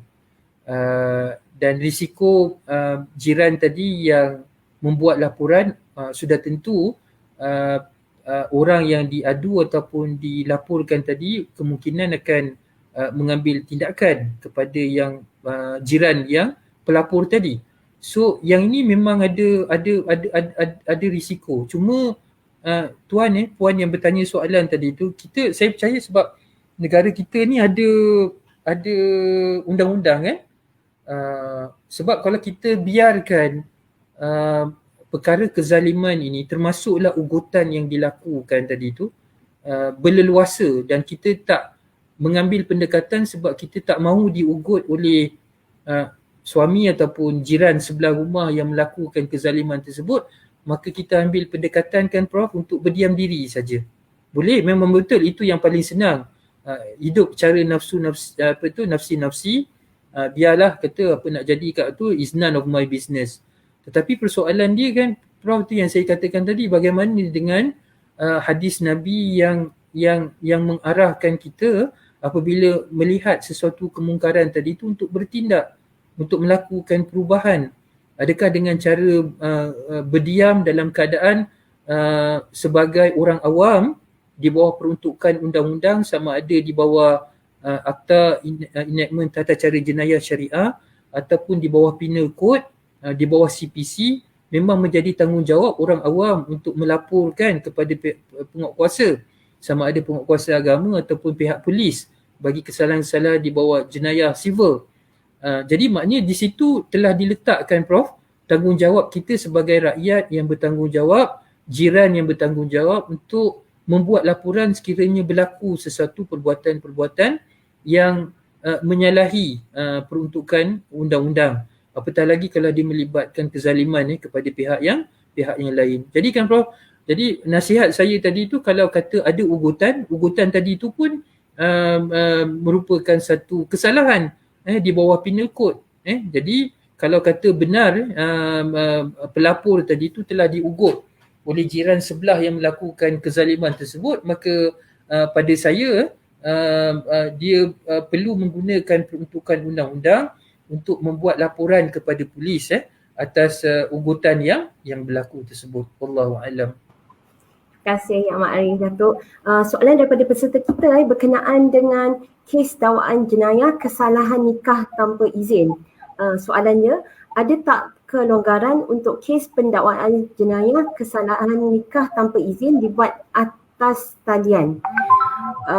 Soalannya, sijil nikah masih belum dapat disediakan oleh NCR sehingga pendakwaan belum dilakukan.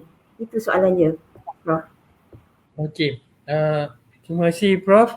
Terima kasih kepada yang bertanya soalan. Yang ini bila saya sebut tentang online tadi tu, sama ada kes civil di mahkamah civil ataupun kes mal di mahkamah syariah, pendengaran atau perbicaraan yang saya sebutkan tadi itu berjalan atas talian bagi kes-kes mal saja. Sebab yang jenayah ni dah dia ada undang-undang yang tersendiri. Setakat ini sama ada bagi kes jenayah civil ataupun di mahkamah-mahkamah syariah, pendengaran perbicaraan ni secara atas talian tidak lagi diberikan pengecualian. Itu bezanya antara civil dan juga antara jenayah. Jadi bagi kes-kes pengesahan perceraian di luar dan tanpa kebenaran mahkamah ini, walaupun ianya berada di bawah akta ataupun enactment undang-undang keluarga Islam yang berbentuk mal ataupun civil, tetapi ianya dianggap sebagai kesalahan matrimoni, yang mana tindakan bagi kesalahan matrimoni, pengesahan perceraian di luar mahkamah ataupun bagi perkahwinan-perkahwinan tanpa mendapat kebenaran daripada hakim bagi permohonan poligami, maka kesalahan-kesalahan matrimoni ini akan diambil tindakan di bawah akta ataupun enactment tata cara jenayah syariah. Jadi walaupun mal tapi dia ada kuasai jenayah, disebut kuasai kriminal. Jadi, oleh kerana kes-kes yang matrimoni ini diambil tindakan menggunakan tata cara jenayah, as of today, oleh kerana tiada pengecualian yang dibenarkan untuk pendakwaan jenayah ataupun kesalahan-kesalahan matrimoni yang didakwa di bawah akta ataupun enactment tata cara jenayah ini diberikan pengecualian untuk dijalankan secara atas talian ataupun online. Yang ini mungkin saya rasa pihak akademik mungkin boleh jalankan, ataupun mungkin satu masa nanti pindaan dibenarkan untuk bagi kes-kes di bawah tata cara jenayah syariah ataupun tata cara jenayah sivil dijalankan di atas talian dengan pindaan-pindaan tertentu, yang itu barulah mungkin boleh dijalankan. Tapi setakat ini itu kedudukan dia, Prof. Maknanya bagi kes kesalahan matrimoni ini, ia masih dianggap sama seperti kesalahan jenayah syariah, dan oleh itu tidak boleh diberikan pengecualian untuk didengar dan diputuskan secara atas talian. Wallahu a'lam. Terima kasih Ahmad Arif Datuk. Soalan yang berkaitan dengan poligami sedikit berkenaan dengan perkahwinan yang dijalankan tetapi sijil nikah palsu. Bermakna tidak berlaku pendaftaran yang secara formal, dan di situasi di mana si suami menggunakan isteri, quote unquote isteri, financially dia take advantage dan persoalannya, apakah solusi yang dibuka kepada si isteri dalam keadaan sebegitu Okey. Saya mungkin bagi mereka yang tak yang bertanya soalan tu kan, Prof, mungkin dia biasa kot dengan senario, mungkin yang tidak biasa dalam peserta webinar ini, yang mungkin tak biasa dengan perjalanan permohonan bagi kes-kes poligami ini. Dia ada dua keadaan. Keadaan biasa yang mengikut proses perundangan, suami akan memohon kebenaran daripada hakim-hakim mahkamah syariah, kebenaran untuk dia berpoligami. Semasa permohonan itu dikemukakan, isteri sedia ada akan dipanggil ke mahkamah. Kemudian bakal isteri dan wali juga dikehendaki secara mandatory untuk hadir ke mahkamah. Tujuan dia ialah untuk mahkamah buat siasatan sejauh mana kemampuan suami pemohon tadi itu untuk diberikan kebenaran untuk berpoligami. Itu tujuan permohonan kebenaran untuk berpoligami. Senario yang kedua kan, Prof, ialah keadaan di mana mereka ni berkahwin sama ada di luar negara, yang biasa kita dengar berkahwin di selatan Thailand, berkahwin di Indonesia, ataupun mungkin berkahwin dalam negara tetapi melalui ejen-ejen yang ejen underground ni lah, yang tu. Apa yang mereka pastikan ialah rukun-rukun pernikahan adalah sempurna. Yang ini yang saya percaya berlaku dalam kes mungkin puan yang bertanya soalan tadi di mana melibatkan pernikahan yang jatuh pada senario yang kedua. Maknanya bila berlaku dalam senario yang kedua ini di sini, suami puan telah melakukan satu kesalahan. Kesalahan dia ialah kesalahan berpoligami tanpa kebenaran mahkamah. Kemudian kesalahan yang lain kemungkinan kalau membuat pengakuan-pengakuan tertentu yang palsu dengan tujuan untuk mendapatkan kebenaran kebenaran berkahwin. Yang ini kemungkinan kesalahan-kesalahan yang dilakukan. Dan puan yang bertanya soalan tadi itu juga ada sebut tentang sijil nikah palsu. Yang ini pun dah melibatkan satu kesalahan yang lain.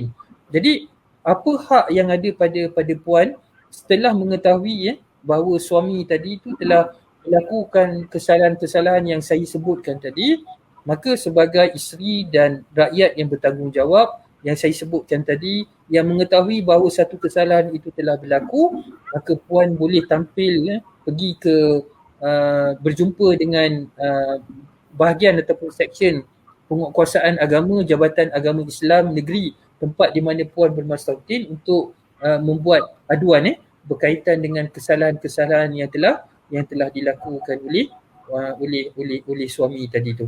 Dan sekiranya berlaku penderaan contohnya yang puan sebutkan tadi dalam tempoh perkahwinan puan, dan kalau puan merasakan apabila suami tadi tu telah berpoligami walaupun tidak mengikut proses perundangan tetapi berlaku ketidakadilan dalam perkahwinan tersebut, maka puan boleh filekan permohonan untuk perceraian lah di mahkamah syariah.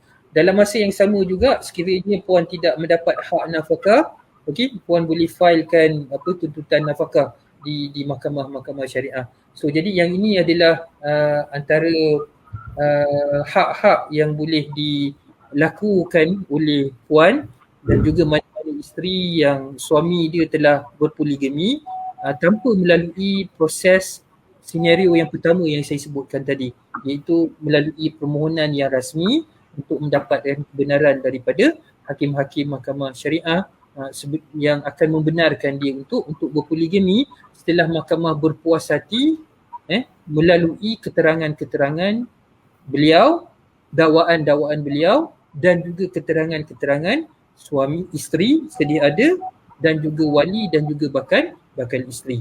Barulah mahkamah akan berikan kebenaran tersebut. Jadi kalau katakan dia mengambil pendekatan untuk melalui ataupun proses senario yang kedua tadi tu, maka seperti mana yang telah saya jelaskan tadi, itu adalah tindakan-tindakan dan hak-hak yang puan boleh kemukakan tuntutan di mahkamah syariah. Wallahu a'lam.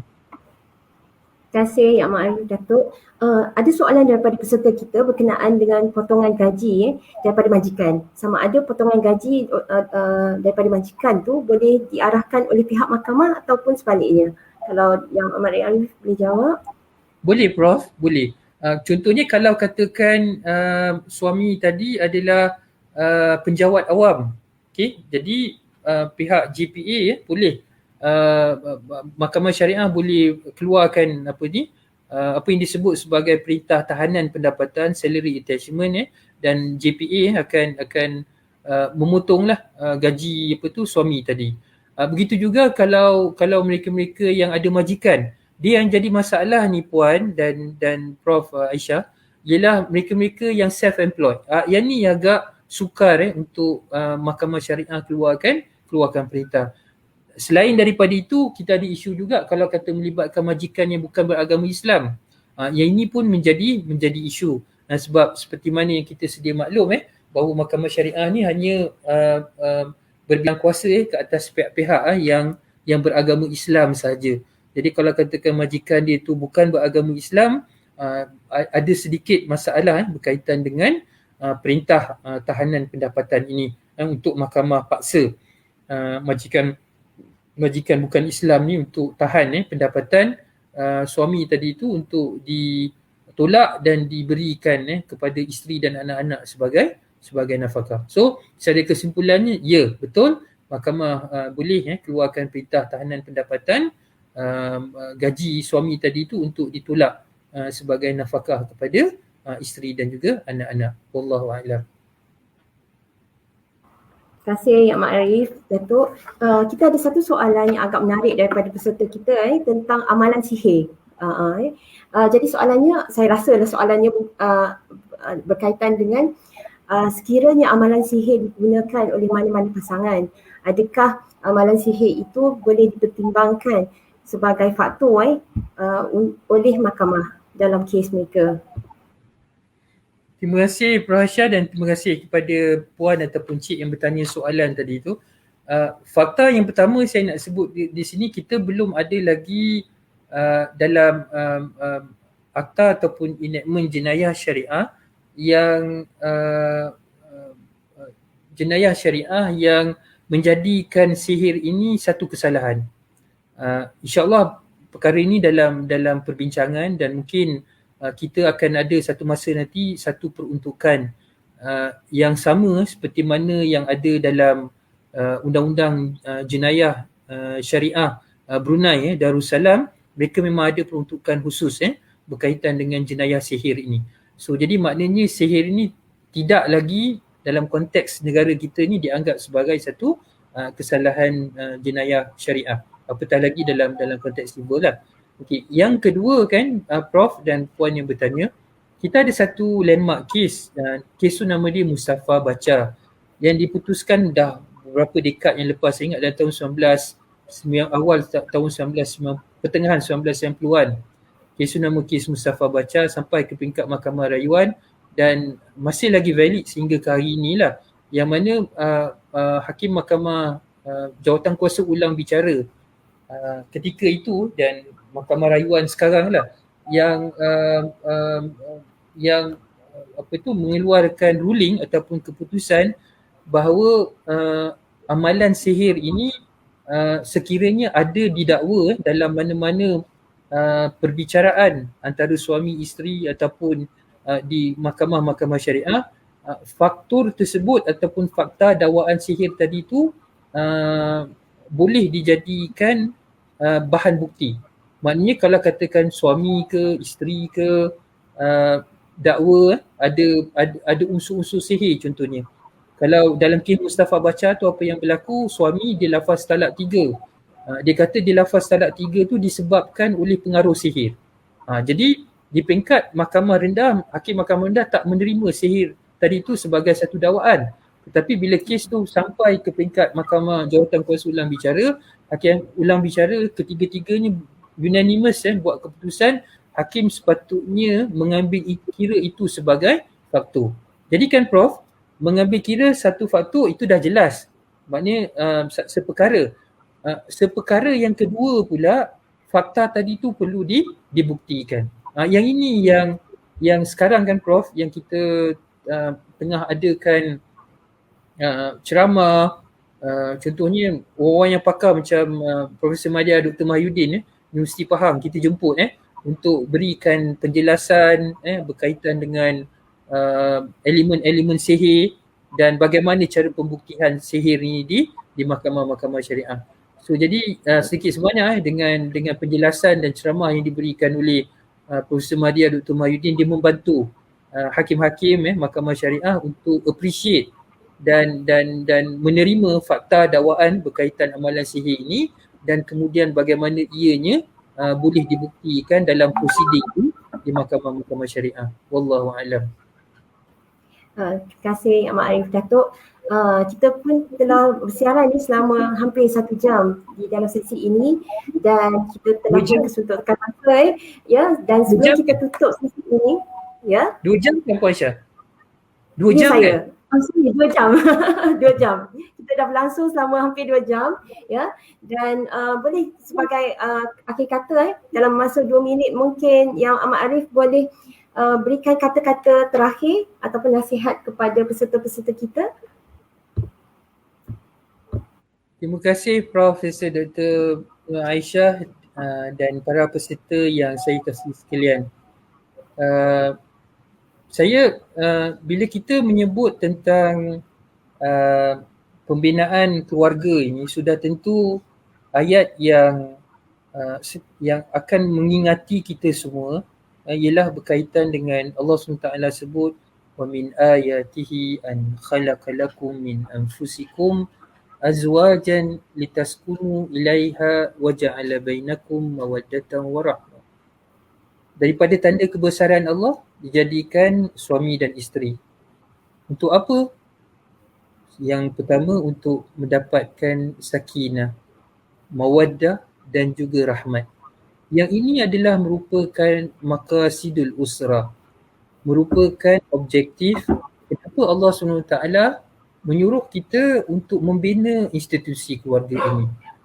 Jadi kalau itulah menjadi matlamat maqasid kenapa Allah SWT sebagai pencipta kita menyuruh kita untuk berkahwin, untuk membina keluarga yang ada ketenangan, ada sakinah, ada mawaddah, kasih sayang dan juga rahmat. Maka dalam konteks inilah tuan-tuan dan puan yang saya kasih sekalian, bila kita faham tentang matlamat yang kita nak capai ini, maka kita akan berusaha untuk capai kepada matlamat tersebut. Maka saya percaya dengan webinar yang diadakan oleh pihak Makmah dengan kehadiran semua peserta ini tidak lain dan tidak bukan ialah kita nak capai kepada keadaan tersebut. Sama ada dalam tempoh PKP ataupun tidak dalam tempoh PKP. Dalam tempoh PKP, pandemik COVID-19 ini ujian dia lagi berat sebab kita tak biasa dengan keadaan norma baru tadi. Tapi percayalah tuan-tuan dan puan-puan, percayalah para suami dan para isteri dan anak-anak. Selama mana prinsip sakinah, mawaddah, warahmah tadi sentiasa bermain di kepala kita dan ini merupakan tuntutan daripada Allah SWT dalam keadaan apa pun. Bila kita ingatkan keadaan ujian berkaitan dengan pandemik, betul tuan-tuan dan puan, ujian tu tidak sama-sama. Saya faham bahawa pandemik COVID-19 ini turun kepada semua, tetapi dugaan antara satu keluarga dengan satu keluarga tu tidak berbeza antara satu sama lain. Tetapi percayalah dengan ilmu pengetahuan dan maqasid yang kita nak capai, untuk capai ketenangan, bina keluarga yang ada sakinah. Saya percaya dalam apa keadaan sekalipun, sama ada dalam tempoh pandemik COVID-19 ataupun tidak, bila matlamat kita bina keluarga ini jelas, insya-Allah apa juga ujian Allah SWT berikan, kita akan capai laksana tersebut. Kita akan capai kepada matlamat tersebut. Dalam masa yang sama, kita perlu perhebatkan awareness ini. Tanggungjawab semua agensi-agensi yang terlibat. Saya, hakim-hakim mahkamah syariah, warga kerja Jabatan Kehakiman Syariah, mahkamah-mahkamah syariah perlu memainkan peranan fungsi amanah yang telah diwajibkan dan diletakkan kepada kita. Dalam masa yang sama juga, agensi-agensi lain juga bertanggungjawab untuk pastikan. Dan dalam konteks PKP, pandemik COVID-19 ini, kita kena sentiasa aware, kita kena sentiasa alert dan kita kena sentiasa fikir untuk cari jalan yang terbaik bagaimana kita nak mengatasi setiap masalah yang kita hadapi dalam tempoh pandemik COVID-19 ini. Prof, saya doakan semoga Allah berikan kekuatan kepada kita semua. Allah berikan keikhlasan kepada kita semua untuk sentiasa fikir untuk bantu orang lain. Cari jalan dalam apa juga keadaan, solusi. Bukan orang yang menimbulkan masalah, tetapi orang yang sentiasa berfikir untuk cari solusi dan menyelesaikan masalah-masalah. Dalam konteks ini, masalah-masalah yang berkaitan dengan kekeluargaan. Jadi insya-Allah saya percaya dengan keikhlasan kita semua, dengan hati yang ikhlas, dengan iman yang kukuh dan kebersamaan kita untuk bantu dan cari jalan bekerjasama ke arah kebaikan, insya-Allah kita akan menjadi hamba-hamba Allah dan umat Muhammad yang cemerlang dan berjaya. Dan saya doakan insya-Allah semoga Makmah akan terus berjaya, terus cemerlang di bawah kepimpinan Profesor Datuk Dr. Taufik dan semua exco Makmah yang itu. Dan saya ucapkan terima kasih kepada Makmah atas jemputan ini. Terima kasih Prof Dr. Nur Aisyah atas jemputan ini, memberi peluang kepada saya untuk berkongsi pengalaman dan pandangan kepada peserta-peserta webinar kita pada tengah hari ini. Terima kasih. Wabillahi taufiq wal hidayah. Wassalamualaikum warahmatullahi taala wabarakatuh. Dan saya mohon ampun dan juga maaf atas sebarang kesilapan sebab tempoh lama ni 2 jam. Jadi mungkin ada perkara-perkara yang saya sebut yang mungkin akan menyentuh mana-mana pihak yang mungkin terasa dan sebagainya. Segala yang baik itu semuanya datang daripada Allah SWT. dan keburukan, kekurangan, dan apa yang saya sampaikan ini mungkin tak menjawab soalan Prof. Aisyah, itu semualah disebabkan kelemahan diri saya sendiri. Wassalamualaikum warahmatullahi taala wabarakatuh.